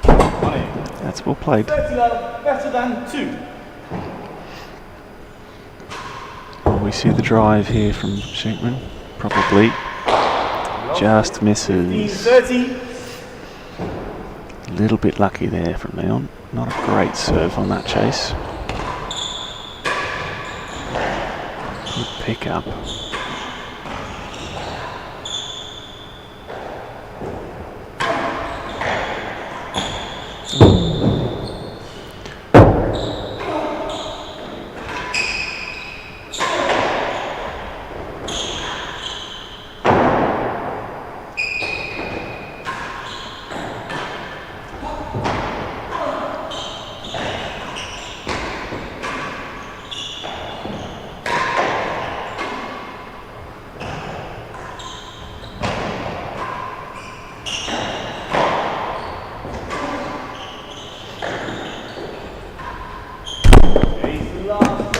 Superb rest from both players there.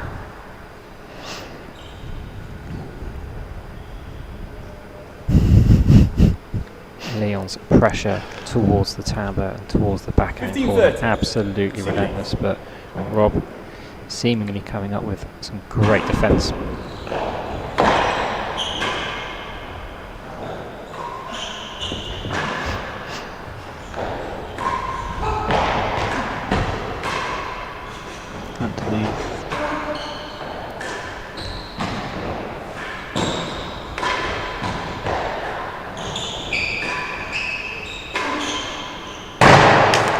Very good. 30 all. Again, after a long rally, Shenkman just couldn't keep the ball off Leon's volley. Leon using it very effectively. 40-30 last down. Look at camera. Got a couple of comments coming through in the live chat. Great to have people coming forward with some messages. Message from Josie, who is commentating with JWC. I actually didn't introduce myself at all. We've been here pushing 2 hours. I'll introduce you, Giles. Oh, go for it, John. Absolutely. With me here sharing the commentary duties, I'm honoured to have Giles Doy, long-time member of the Royal Tennis Court and statistics guru. Has been taking statistics longer than I can remember playing tennis, and developed various different tools of his own to do the job, and one of the most interested observers of the game I've ever met. So it's a pleasure to be up here with him.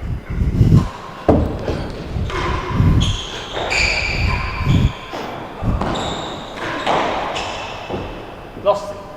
Game 4 games to Can I 3 quote you on that, John? My CV could do with updating. Actually, I might use that as a couple of quotes if that's all right. Real tennis stats guru.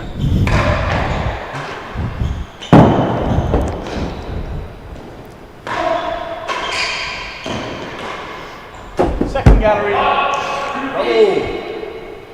And that's not at all to diminish the incredible work that Ben Gatenbeek is doing here as well. We're very, very fortunate to have... Ooh, narrow miss. Very fortunate to have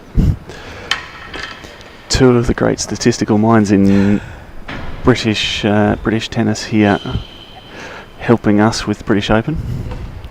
And I think Ben's contribution to this event, I don't think can be underestimated. He has set up the cameras, he is sorting out the replays, all of the tech, all of the streaming, all of the scoring. For every match, start to finish. And also commentating sometimes as well. And then when he's not doing that, he goes home and he then commentates on other matches at home as well. So we had yesterday, I think quite a rare occasion where we needed to have a full match played on the West Court here at Queen's, as the schedule was a little bit ruined. Which means you may have struggled to have seen Bryn Sayers and Lewis Williams play their round of 16 match. That took place on the West Court here, which is not the court that we're playing on at the moment. Second gallery, 30 love. Bryn came through that match in 3 sets overnight. 6-4, 6-1, 6-3. And so after all the tennis finished on the East Court at midnight, Ben proceeded to go home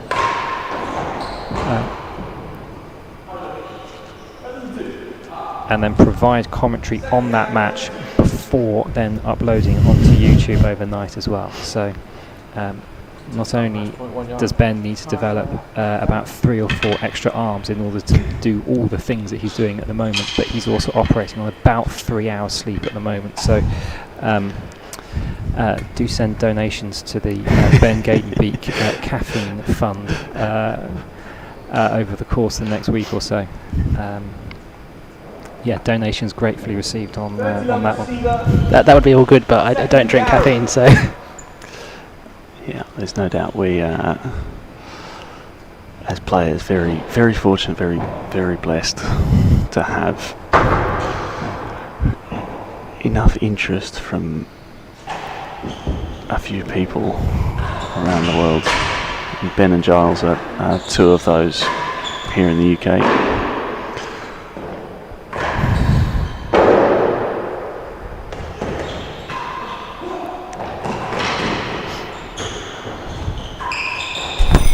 Well played. 15-13. Meanwhile, we're at a relatively crucial time in this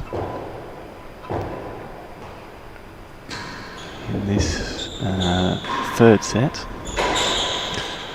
Sorry, lost with the score there.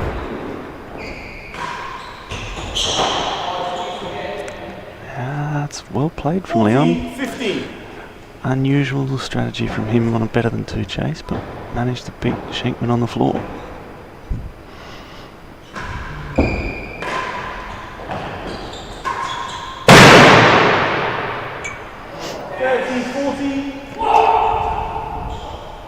Feels like we're starting to see some of the rests getting a little bit shorter in duration.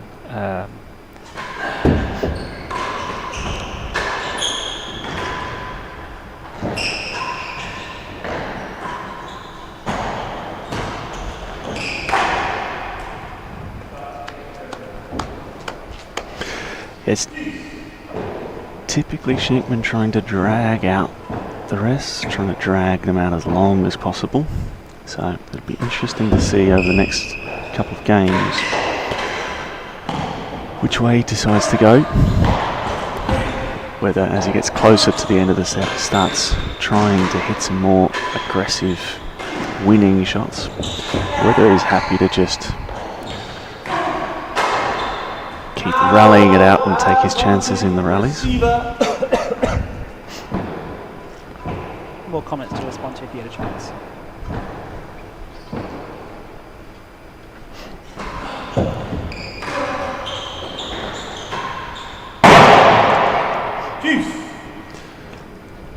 Couple of loose returns from Leon this game has given Shenkman opportunities, which he's duly taken.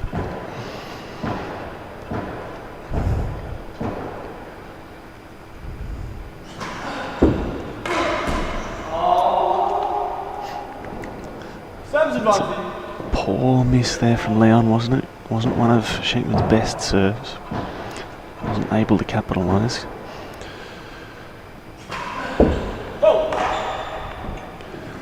Leaves the door open here. See if Shenkman can get this bobble in past Leon's volley. A little bit short. Yeah, just a little bit too short. Yeah, that serve really just kind of sitting up and just right in the slot for Leon to get us back to juice. It's a tough ball, good pick up. That's a very good shot from Leon there.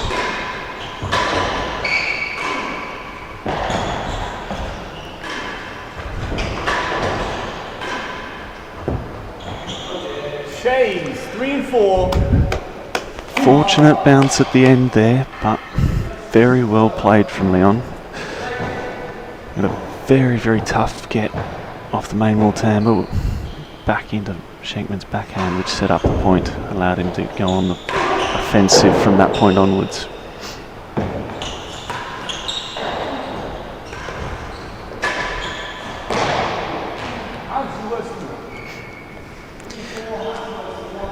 And he's hit the eject button. Got some more comments coming in the chat. Thank you, Josie. Great to get your comments. Sorry to hear that you've had a particularly difficult day at work. We've got a question for Ben though. Ben's snack of choice in Paris were apple pastries. What's his vice when he's in London? I have to admit, good question. in the commentary box at the moment, it's looking fairly healthy. But we are only day 3 into this tournament at the moment. Yeah, always partial to a Queen's Club burger. We might reserve judgment until maybe a little bit later in the week. To be fair, it has been a very long 3 days, 2.5 days. Yeah, just the 24 sets of tennis that took place yesterday. As you mentioned, on both courts as well.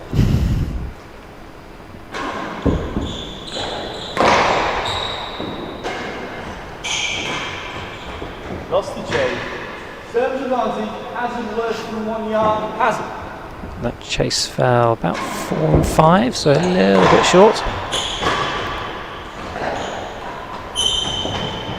Shenkman's missed the galleries there. But manages to get the post in. Big smile. He's well known for that. Knows he got a little bit lucky there. And a slightly loose railroad from Leon.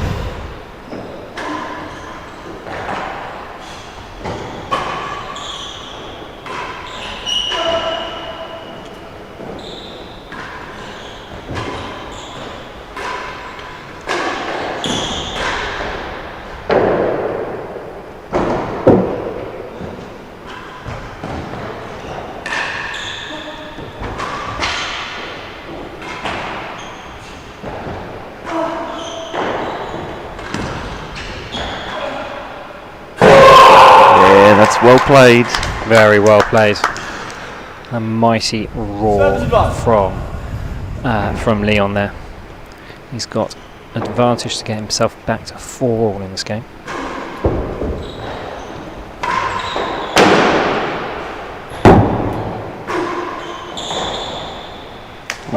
Game. 4 games all.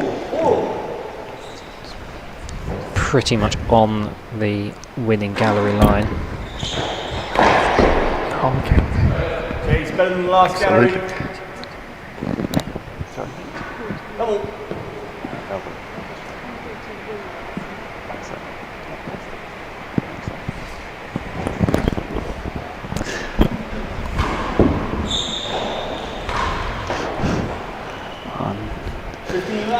Another slightly loose serve there, well put away by Shenkman. I'm interested in Leon's serving choice for the rest of this set. Went through a period a few games ago serving some very fast, very straight railroads. I thought that was quite effective. It's just not letting Shenkman really try and fizz his return in on the floor. But just the last couple of games they've been a little bit slower and he hasn't been able to get them to bite back to the side wall as much, leaving a few opportunities. That's well worked though. 15 all. Good ball into Shenkman's forehand. Gets the volley, which he's able to put away. Got more comments? Sorry? Just done. Dead on manual floor. He's just done that. He just done that. No. Any comments on Shenkman Railroad? I'm a little bit surprised he's serving it so much, to be honest. It's not one of his well-known strong suits, but it is something that he's been working on over the last couple of years to try and get his game right up there into the top level. It's an interesting choice for me against a player like Leon, whose strong suit is his volley and forcing.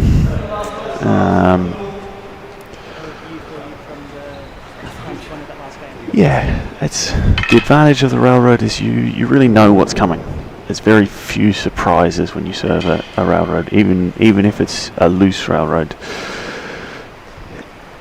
Your opponent really, if it's off the back wall, really only has the option of hitting a main wall force or a straight force. So my guess is he's gone for a simpler game plan towards the end of this set to try and have a really clear idea of what Leon's going to do with his next shot.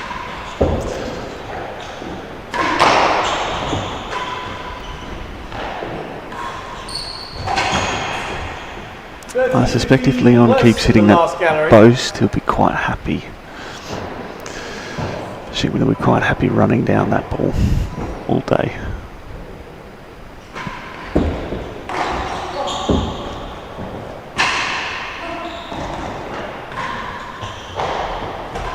Ooh, didn't need to hit that, and he knows it, but got away with it. Hit the grill anyway. See the smile on his face as he returns to the dead on.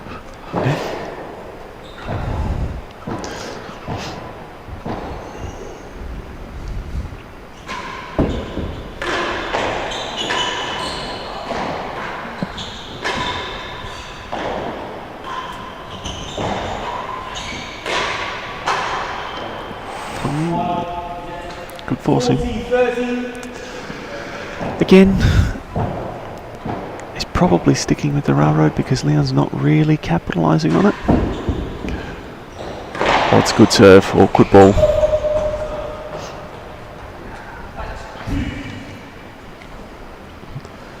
Sometimes very effective, just taking the pace, all the pace out of the serve. Almost looked like he managed to surprise Leon there. It's not easy when it comes out of the blue.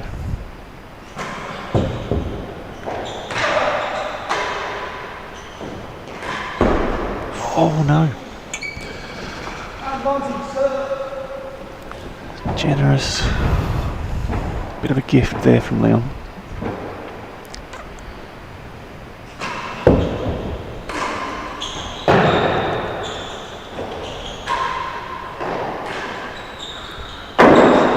Is he going to have another go at the grill? No, A little it's bit tight bounced on very that ball tight. flight. And more timbre again.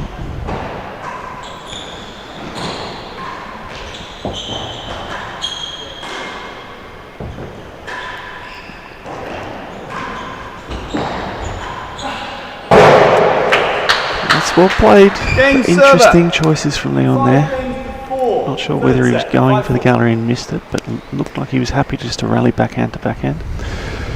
Seems a bit like a role reversal, really. We've seen a lot of rests with Leon down the service end, controlling those points. Arrow miss. How's it better than 2? Yeah. As you say, I think it's a wise leave from Leon there.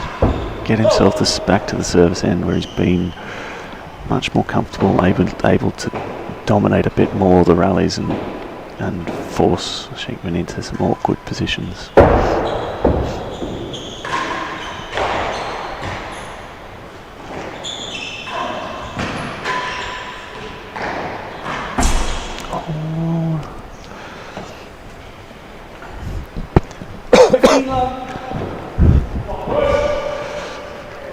Not an easy ball, that one, but not one that Leon will have expected to miss.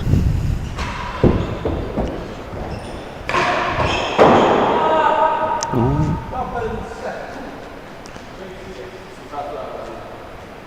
That was well judged from Leon there. Saw the loose railroad and capitalised. More Got comments? some more comments in the chat.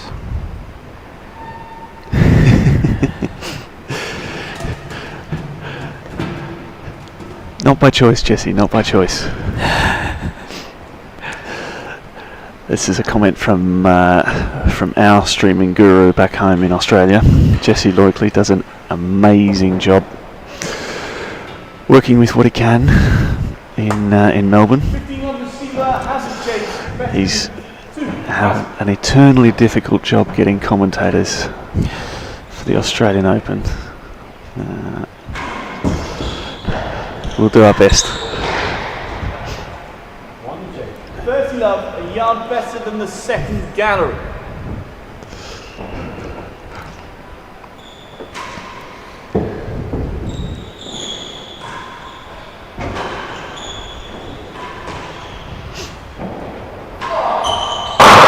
Oh, it's good hands from Leon. Awkward 15, ball bounced 30. away from him, still able to get the head of the racket through it.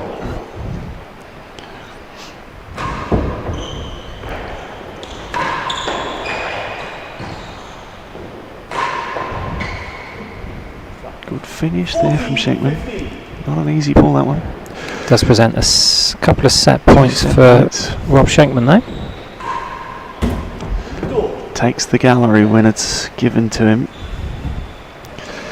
He'll like his chances here, I'd suggest. So we've got Question for you, I think, John. yeah, James Walton. Fantastic question. Would statisticians happen to know if the number of winning opening shots per set increases as the tournament goes on? So I don't know that answer. It'd be fascinating to see. I think 15, I think a lot will depend upon what players are going, how far particular players are going through certain tournaments. Come back to that. It's currently set points. Chase the door. Well, opening here. Leon's covering the galleries. and this game Shenkman's and taken the third open set, court. 2 games to 1. Leon a little bit upset with his Leon performance Smart. in that set. Which is probably fair enough. He'll feel like he missed a couple of opportunities towards the end of the set there. Couple of unforced errors, which he will likely be regretting right now. But you know, 6-4, and he was ahead for a good portion of the set. So he'll need to take what the good that he can out of that. try and move forward into the next one. We've got some of the stats of the third set coming up on the screen here. Wow, look at that, 7 dead-ons to none. Yeah, that seems to be kind of the real difference in this set. And I think we kind of said at the end of the second set where Rob was kind of really hitting a bit of a dip in form. The errors were really starting to come together. Just needing that kind of reset of like, okay, I will go back to plan A, start up again at the beginning of this third set. That set I think very much followed the pattern of what we saw in the first set as well. What's also continued through that set has been some serving from Leon that's not quite had the accuracy or the points that maybe he would like to have done. 67% accuracy on the railroad, and that, let's remember, that's the kind of the backup serve that he's used from the first couple of sets, which were much more the high serves, which weren't giving him the kind of accuracy or the kind of points conversion rate that he was kind of hoping for. Interestingly, I suspect that won't bother him too much. We'll come back to that in a second. We're just seeing the serving statistics for Shenkman here as well. Going at the railroad a lot more. Higher percentage in, as you can see there.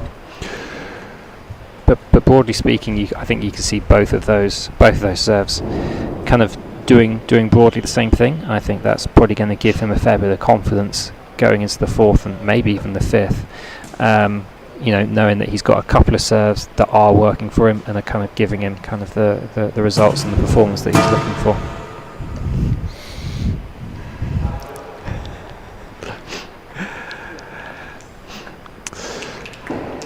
Still got a bit of a prolonged change while I think Leon's doing a clothes Looks change. like he might be changing his shoes or something. Tidying up some shoes as well. Just to quickly come back to a couple of those statistics, one thing that I noticed in the first lot of statistics, you'll see that Shenkman's average chase in that second set was 4 and 5. In that third set, it blown right out to more than a yard worse than last, or thereabouts. It's indicative of a slightly more aggressive approach to the game. Obviously, hit more winners there as well. But with winners comes not necessarily errors, but slightly looser balls. So he's weighed up his options there and decided that the more aggressive approach, well, obviously it was more effective because he ended up winning the set. But borne out by the dead-on count, but also by the chase length. I think we also saw, particularly towards the end of some of those, towards the end of that set, we also saw Rob wanting to more aggressively target the galleries, get himself down the service end, really just get any type of chase in at all. Starting to kind of a little bit slightly different shot selection there.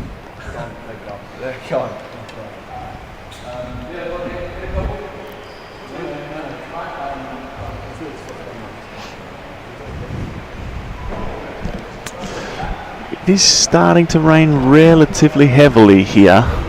The marker's just pointing out there is a slight drip at the hazard end at about better than the first gallery. It won't bother the players too much. It's rare that area of the court's used, but you might see Neil running out to clean that up. Anyway, here we go for the fourth set. Shenkman leading 2-1. I think, John, you might be underplaying the ferocity of the rain that's potentially coming down.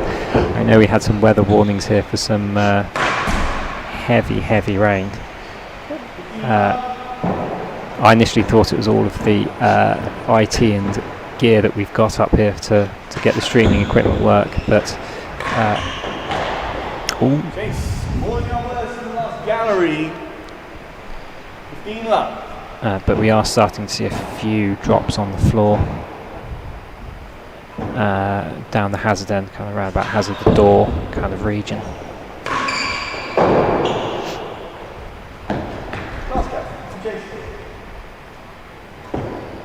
Leave him outside of the rain. Leon looking a little ginger here. Great view. Thanks, Ben, of what Oh, outside looks like at the Queen's Club. A little damp. It looks very, very damp on those courts. Not much play on the tennis courts. Not much play on the lawn tennis courts. It's not a grayscale video you're seeing there of the clouds. It really is that dark outside.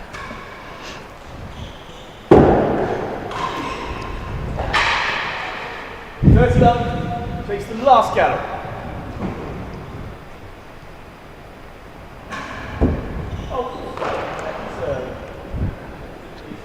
Second serve.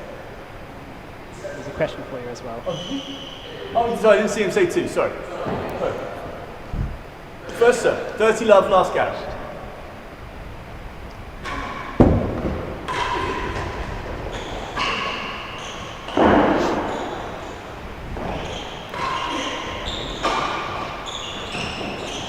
Oh. 15-30. Question there from Josie about the weather. We might come back to that in just a sec.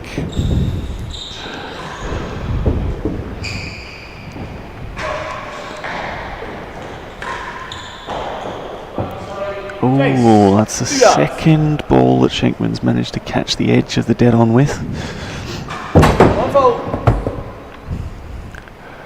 Once again, the luck acknowledged immediately.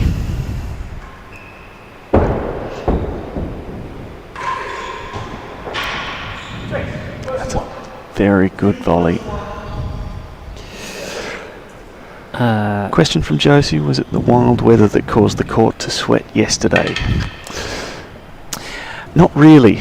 So when the court sweats, it's due to a significant difference in the temperature between the inside of the court and the outside temperature, and also the humidity. So the same as if you have a bottle of water in the fridge and you take it out of the fridge, it forms condensation. Same thing happens on a tennis court. So we had some quite cool temperatures over a few days before yesterday, and then yesterday was significantly warmer and more humid than a couple of days before. So condensation formed on the back wall at the hazard end. And once that reaches the floor, it starts to become dangerous for the players as they run around. So we had to have a bit of a break. Fortunately, head professional Ben Ronaldson here managed to get the court cleaned up, and we were able to resume play, but that was the cause of the delays yesterday, along with a couple of long matches.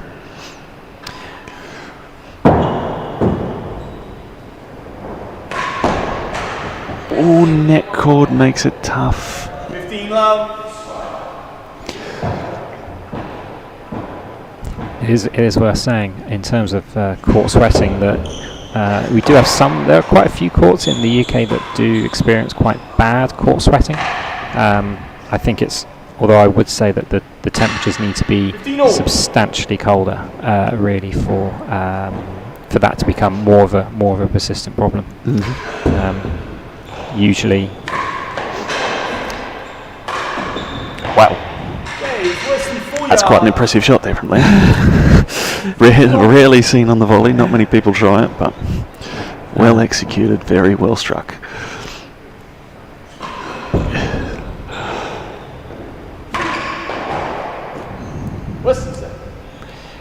Yeah, it's usually around kind of sort of Christmas, January time when the weather will get kind of close to freezing, or maybe sometimes below freezing. That's when we can have some very quite acute court sweating going on. But yeah, it's normally November in London is pretty cold anyway. But so we're kind of looking about sort of 10-12 degrees centigrade today. but yesterday was, I think, almost 15, 16 degrees, and it was that kind of change in temperature that results in that sweating. Yeah, it's an issue that we rarely face in Melbourne, in Australia, but we get it at the opposite end, when usually in summer. Again, temperature differential and the humidity can sometimes, occasionally, cause our court to sweat, but it's much less common there than it is here. Oh, Shenkman missing the galleries. Can Leon capitalise? The grill. Oh, he's missed the grill too.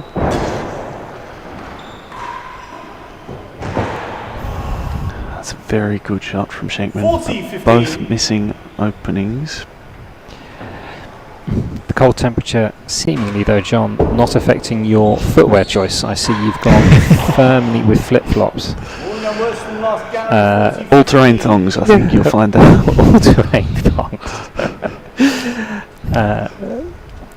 Particularly when everybody else is comfortably in hoodies, sweaters, jackets. You've gone with flip-flops. A conscious decision? It's very important. Helps keep me relaxed all the time.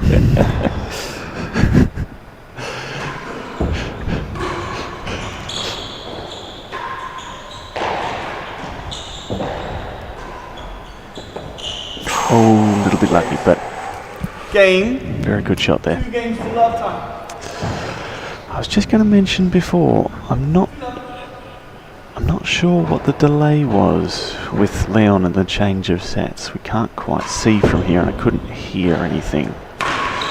But Neil, the marker, did go over and have a couple of chats to him, and he's looked a little ginger, stretching at his ankle a couple of times so far early on this set, and gone with a very aggressive approach to start the set from the receiver's end. So I'm wondering if maybe towards the end of that set he's just rolled his ankle a little bit or something to keep a monitor on as the game goes.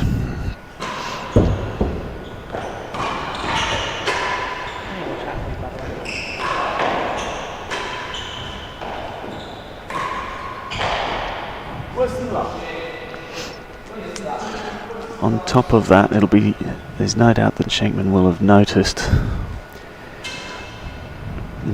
that. It'll be up to him to try and not let it worry him too much. He's doing a pretty good job so far, 2 love up. Yeah, Leon's not really made any headway in this 4 sets at the moment. He's only really won a handful of points so far.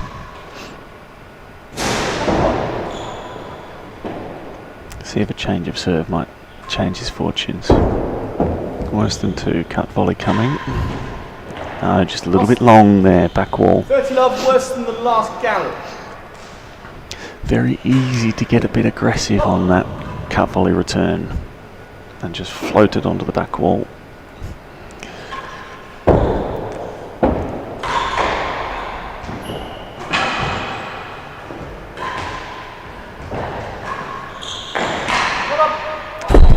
Yeah, it's a very good shot there from Leon. Called not up by the marker. To go through there. We are getting a lot of chat about John's footwear. 15-40. Other than taxes and death, John in thongs is the only guarantee in life. That's probably fair. You're not going to refute that, or? No. No, okay. I mean, I could try, but it would just be a bald-faced lie, so.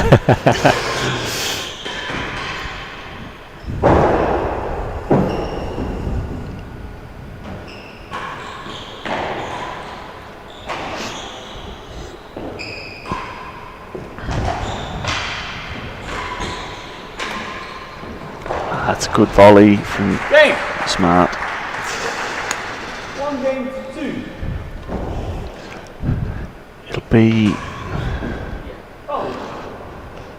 Looks to me like Shenkman's gone with a slightly more cautious approach to this, maybe trying to force Leon to rally it out. Try and run him around, see if he can.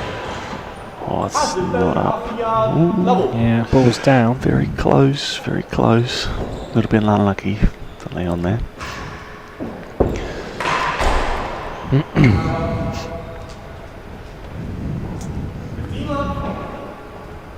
As I mentioned, very easy to get distracted by an opponent that's not possibly not at 100%. Also can be difficult when leading in a match and your opponent starts to lash out. Again, it is one of Leon's strengths, his aggressive game and his forcing is one of his strengths, so if he's able to throw caution to the wind a bit and just attack the game, it might make Rob's life difficult. Seeing a couple of errors here from Rob.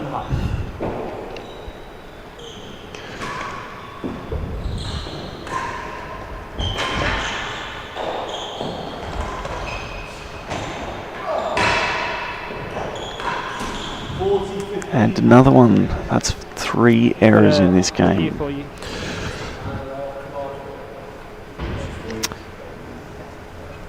Got some more comments coming through in the chat. We'll come on to John's hair very shortly. But Chris, when was the last time John worried about a dress code? Oh, this is in reflection to Josie's comment about the Queen's dress code here at Queen's. I think that's a bit unfair. Anybody called you up on that? Not yet.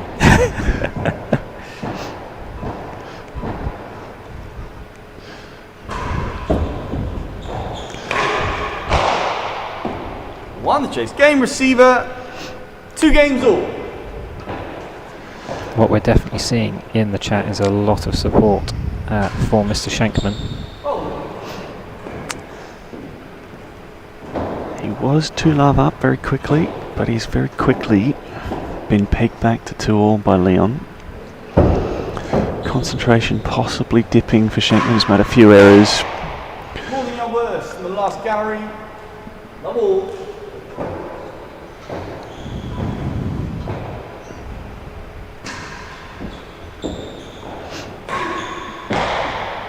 More than your worst in the last gallery twice.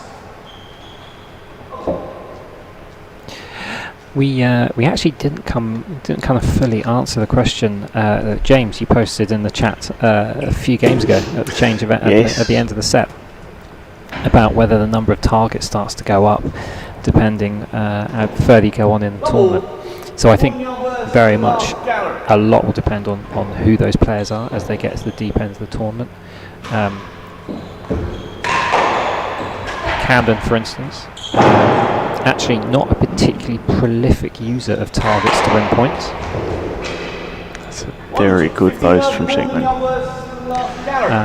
Whereas Rob Fay, for instance, I guess it's something we should probably reflect on, that this is the first British Open. Rob Fay's not taking part in the singles, but certainly Rob during his singles career, or certainly towards the end of his singles career, very prolific user of targets, particularly dead on. And you would see that a lot in the tournaments he would play in, and particularly in the World Championships as well. He would be certainly using the targets very heavily.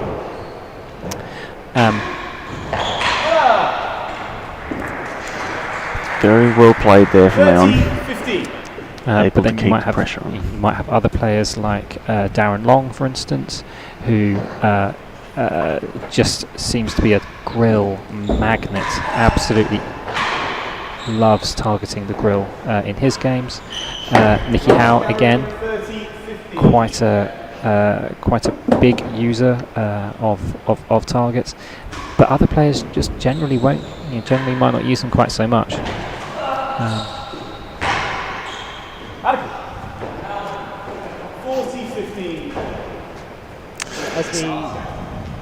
40-15. As we look back at some of the previous comments. Yeah, So Giles, if I can just interrupt. There was a previous comment from Alex Dieter about the purple light in the dead-on that I just wanted to answer. Just because if you go in person, there is no purple light in the dead-on. It is an artifact of the camera picking up the UV light from the lights in the dead-on, and you'll also see it coming off of people's phones. So you can always tell if you're seeing through the camera into the dead-on who is looking on their phone. Interesting. I was wondering that myself.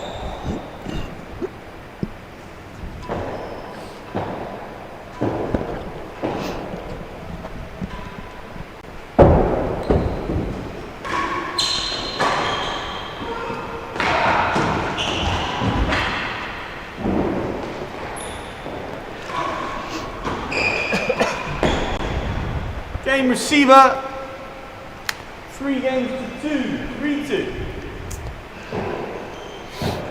Leon not showing too many signs of that aimant in his charge up the court. Looking a little bit ginger after the rally, but did very well to get that ball. Win the point and the game there. So takes the lead 3-2 in this set. Yeah, Rob's only won 3 of the last 15 points in this set, so 15 love. 3 of the last 16 points. Momentum very firmly with Leon at the moment.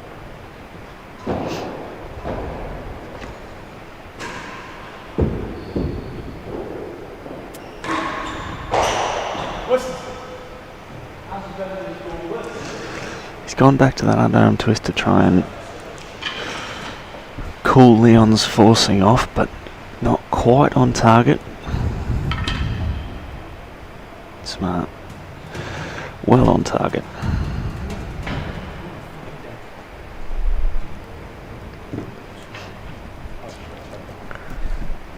So yeah, as we said, we've got plenty of comments and support for Shanks in the live chat. If you are maybe you're waking up waking up stateside for your breakfast and tuning in to a bit of tennis, you want your man Leon Smart to do well, do let us know in the chats. Do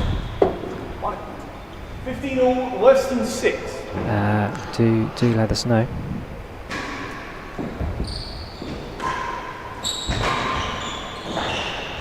That's a very good volley there from Leon. 15.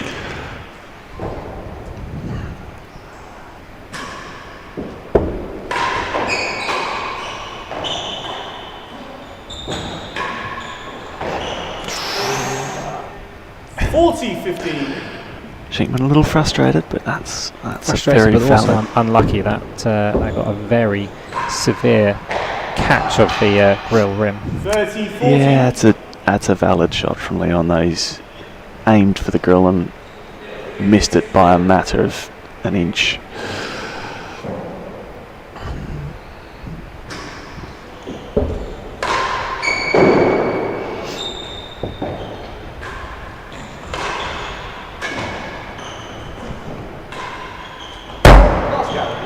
It's a good shot.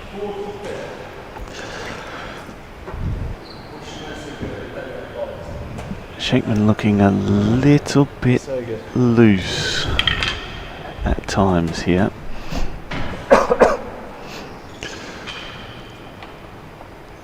Leon still looking ginger in points, but in between points, but moving pretty well around the court during the point. So again, it can be difficult. Looks like it's got Shenkman a little bit rattled at the moment. See whether he can recover.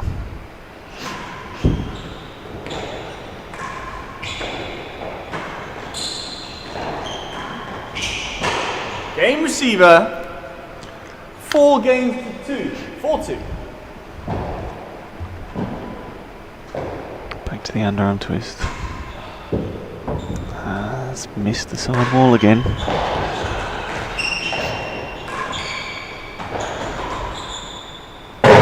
Oh, got away with it.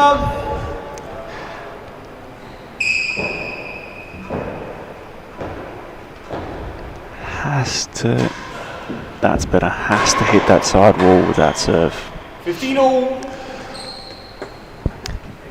Didn't didn't get the result there that he wanted with that one, but that's better serve.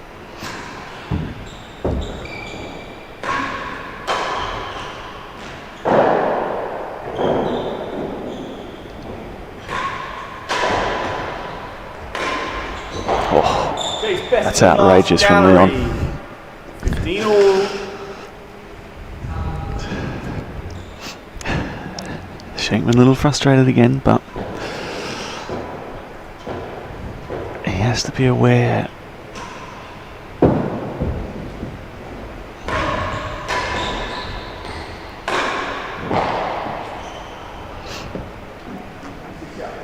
Has to be aware of Leon's abilities here. Possibly even more dangerous if he's not feeling 100%. Leon gives him the freedom to just swing out and hit away. He's a very good ball striker when he's in the mood for hitting winners. We saw that always beware of a wounded warrior. I can't remember how that phrase goes, or something like that. We definitely saw that yesterday. We had Mathieu and Zach Edel play in their round of 16 match. Zach looking 13-15, Zach receiver looking leads 6 very yards. firmly fatigued from a 5-set match day before, and starting to pick up a few kind of injuries and niggles. Mathieu not really able to kind of work out what to do. 40-15. What to do with that. So always beware of people playing when they've picked up a little injury.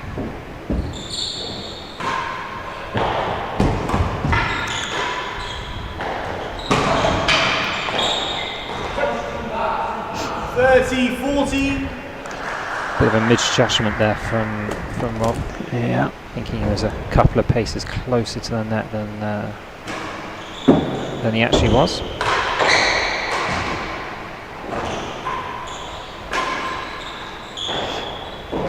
Gallery. No. Just taking the 4 on again. Receiver. And paid dividends. 3 games to 4.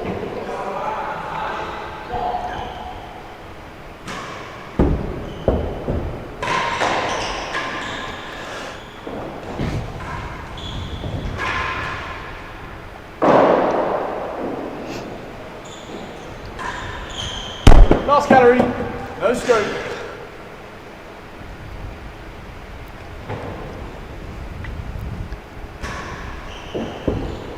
Yeah! 15 love. Interesting change of serving strategy for Leon here. Gone back to the underarm twist. Just rushing into that return a little bit more, Rob. Yeah, trying to force Shenkman into playing the volley. Again, similar serve that they're both serving now, that underarm twist, but for 2 very different purposes.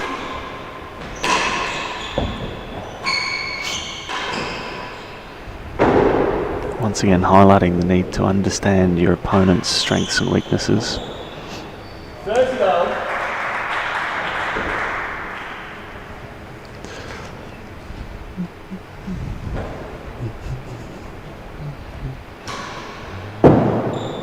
A bit long on that one though.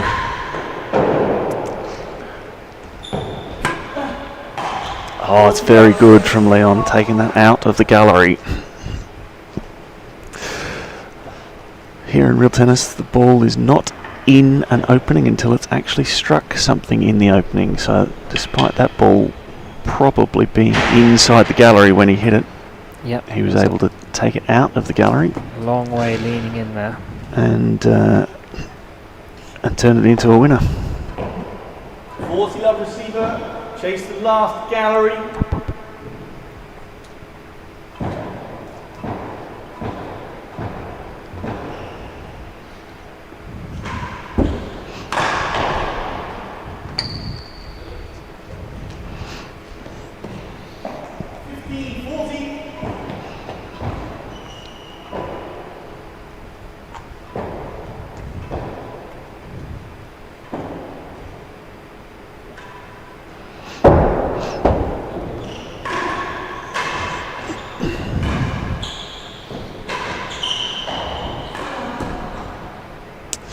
30-40. Again, service choice very, very important here. Shenkman looking to slow the game down a little bit. Try and take a bit of the pace out of it. See if he can force Leon to think a bit more about what he's doing, rather than play on instinct.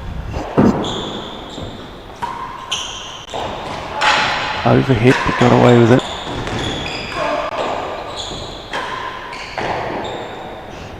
Well played there. Back to Juice.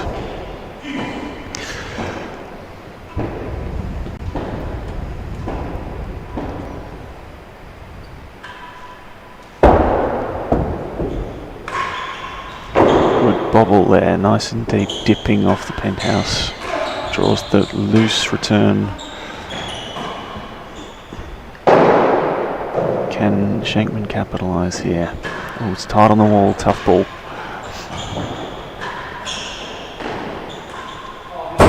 Second Gary Juice. You'd be a little bit disappointed to give up the chase there, but not all that much you could do about that one. That ball slid up against the wall. Very difficult to hit a winner from that position. A little bit short here.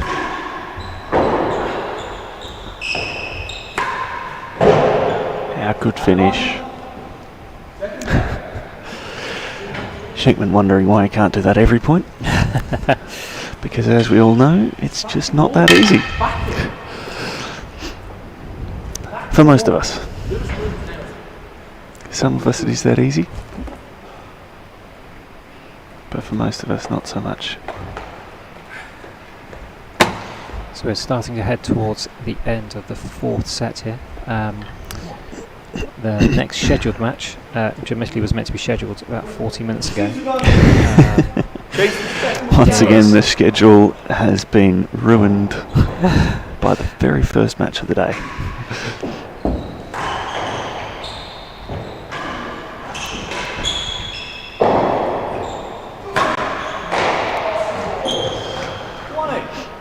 Juice. So it's John Lumley and Ollie Pridmore coming up after conclusion of this match, which could be in about 10-15 minutes or so, or it could be probably another hour.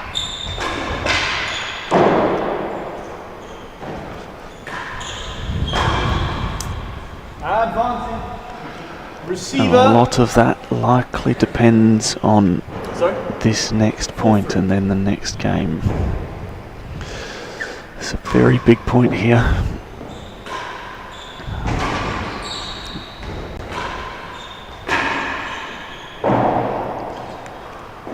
Gallery? No, a little bit too tight.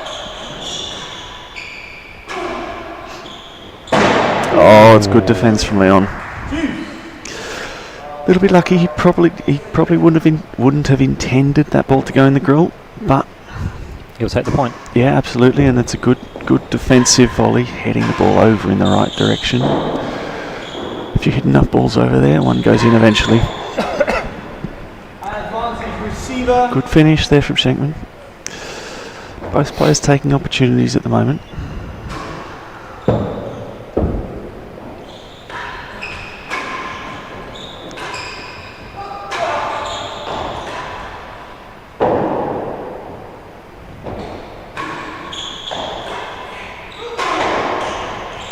Oh,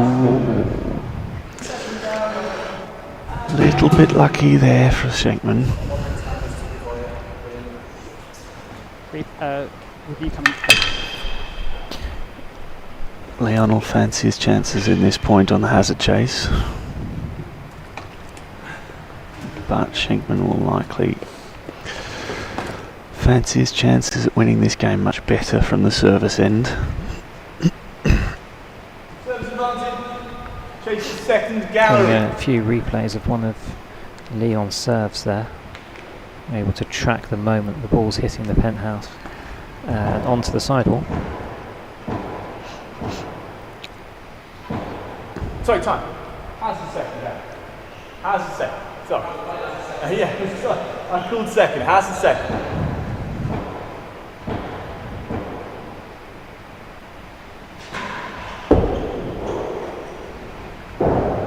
galleries. Left it open.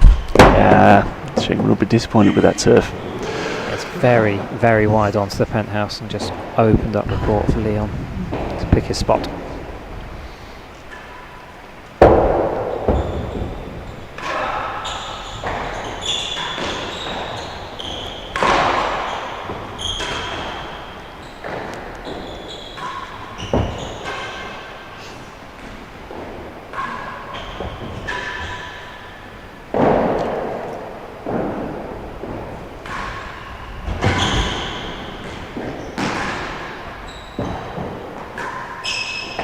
Oh, Leon will be disappointed. Had opportunities.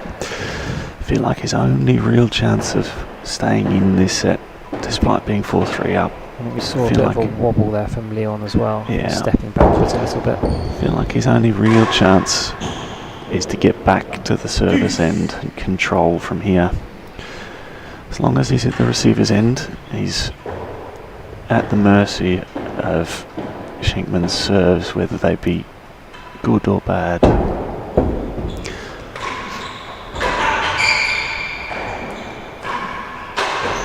Good defense. Yeah, sensible. Good choice there from Leon. Take the gallery with the open ball off the penthouse.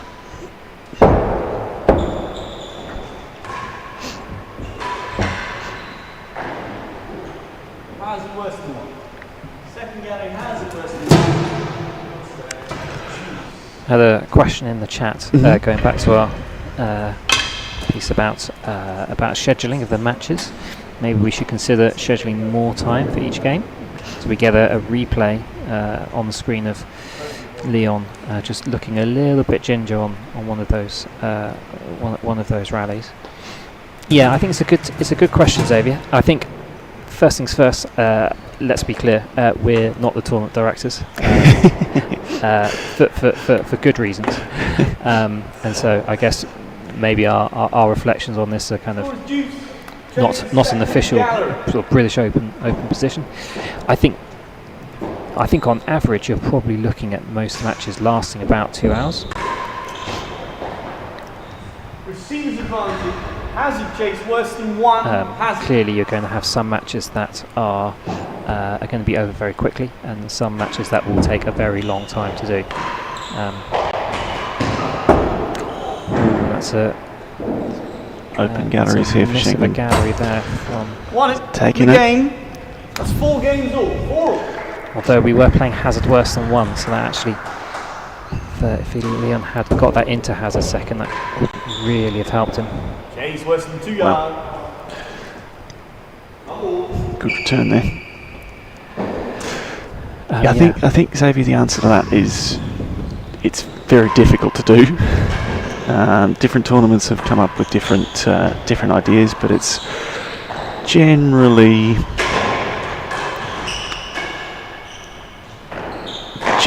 standard to allow 2 hours for a best of 5 set match. On the understanding that at this level especially, particularly if it goes to 5, but even if a match of this level goes to 4 sets like we're seeing here, it can take 2.5 upwards of 3 hours. But when you're planning a tournament, there's not a lot you can do about that, because if you allow 3 hours for every match, Came off the frame of Leon, really could have gone anywhere. He was lucky to get out of the way of that. Sorry, John. yeah, if you allow too much time for each match, then you just end up with big gaps in the schedule when matches don't run long. So it's a difficult balance to strike. But as players in a tournament like this, you assume that your scheduled start time is just the time at which you have to be ready to play, and if the match goes on or the day runs late or anything happens before that, then so be it, and we're have to be ready to walk on court whenever we're called. You see the same thing in lawn tennis tournaments. It's scheduling tournaments is a nightmare for everybody in all sports. We're now here. Shenkman's won the last couple of points. Got a good chase here, so a good opportunity to set himself up. I think going back to what you were just saying there, John. You know, we've had in this tournament already. We had a 3-set match. It's a good finish from Leon there. It wasn't a bad serve from Shenkman. We had a 3-set match on Sunday night that was done and dusted in an hour. Yeah, which was Darren Long and Mark Hobbs. We also had last night between Lewis and Nino. We also had a 5-set match that was done in 2 hours 15. Or you can have, or if you think about 40-15. Or if you think about the last time these guys met, was a 3-set match. We went 6-5, 6-5, 6-5, and that was, you know, well in excess of 3 hours. So I think you're right. It's really, really variable.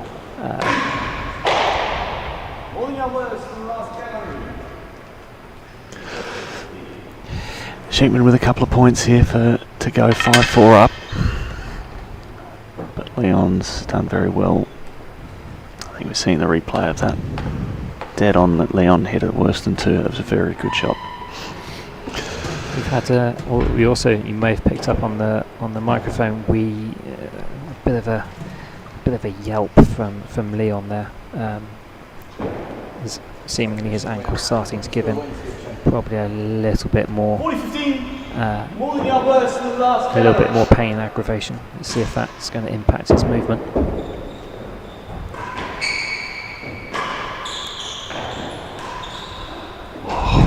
Oh, That is game receiver. Excellent shot from Shenkman. Not one that I'd recommend to a lot of players, but very well executed off the timbre to cut inside back into the forehand.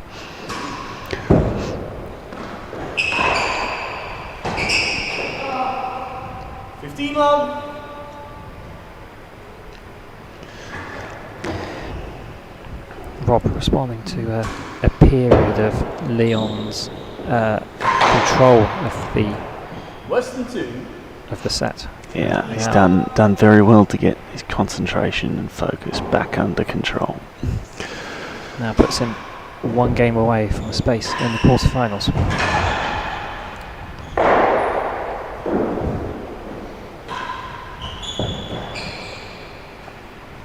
Worse than 2 twice.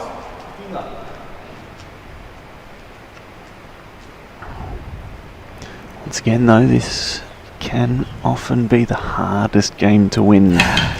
Replay of that backhand from Shenkman. Very impressive shot. You can see Leon was not prepared for that at all.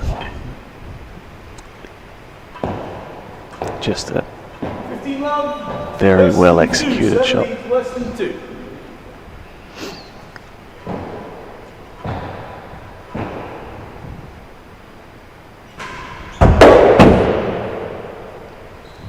Shenkman going back to the railroad for the short chase. Interesting choice.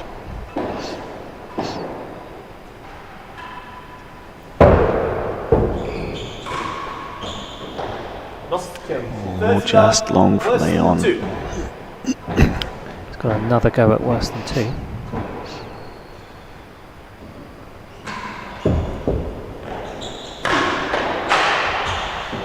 Yeah, again, the railroad an interesting choice on a short chase. Difficult to serve tight here at Queen's, and if you leave it a little bit loose, leaves the door well and truly open for that main raw force. That's well back from both players.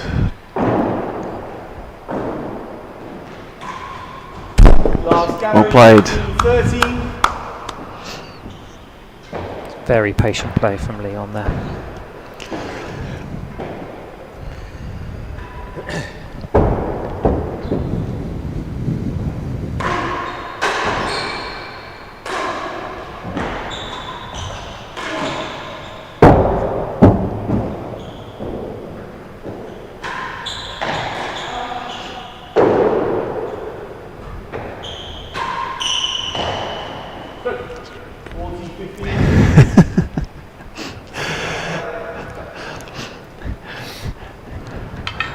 Leon doing his best to will that ball over the stroke line. Does set up 2 match points for Rob Shenkman. He's got last gallery chase to beat. He's got a whole lot of court to attack. What's Leon going to do here?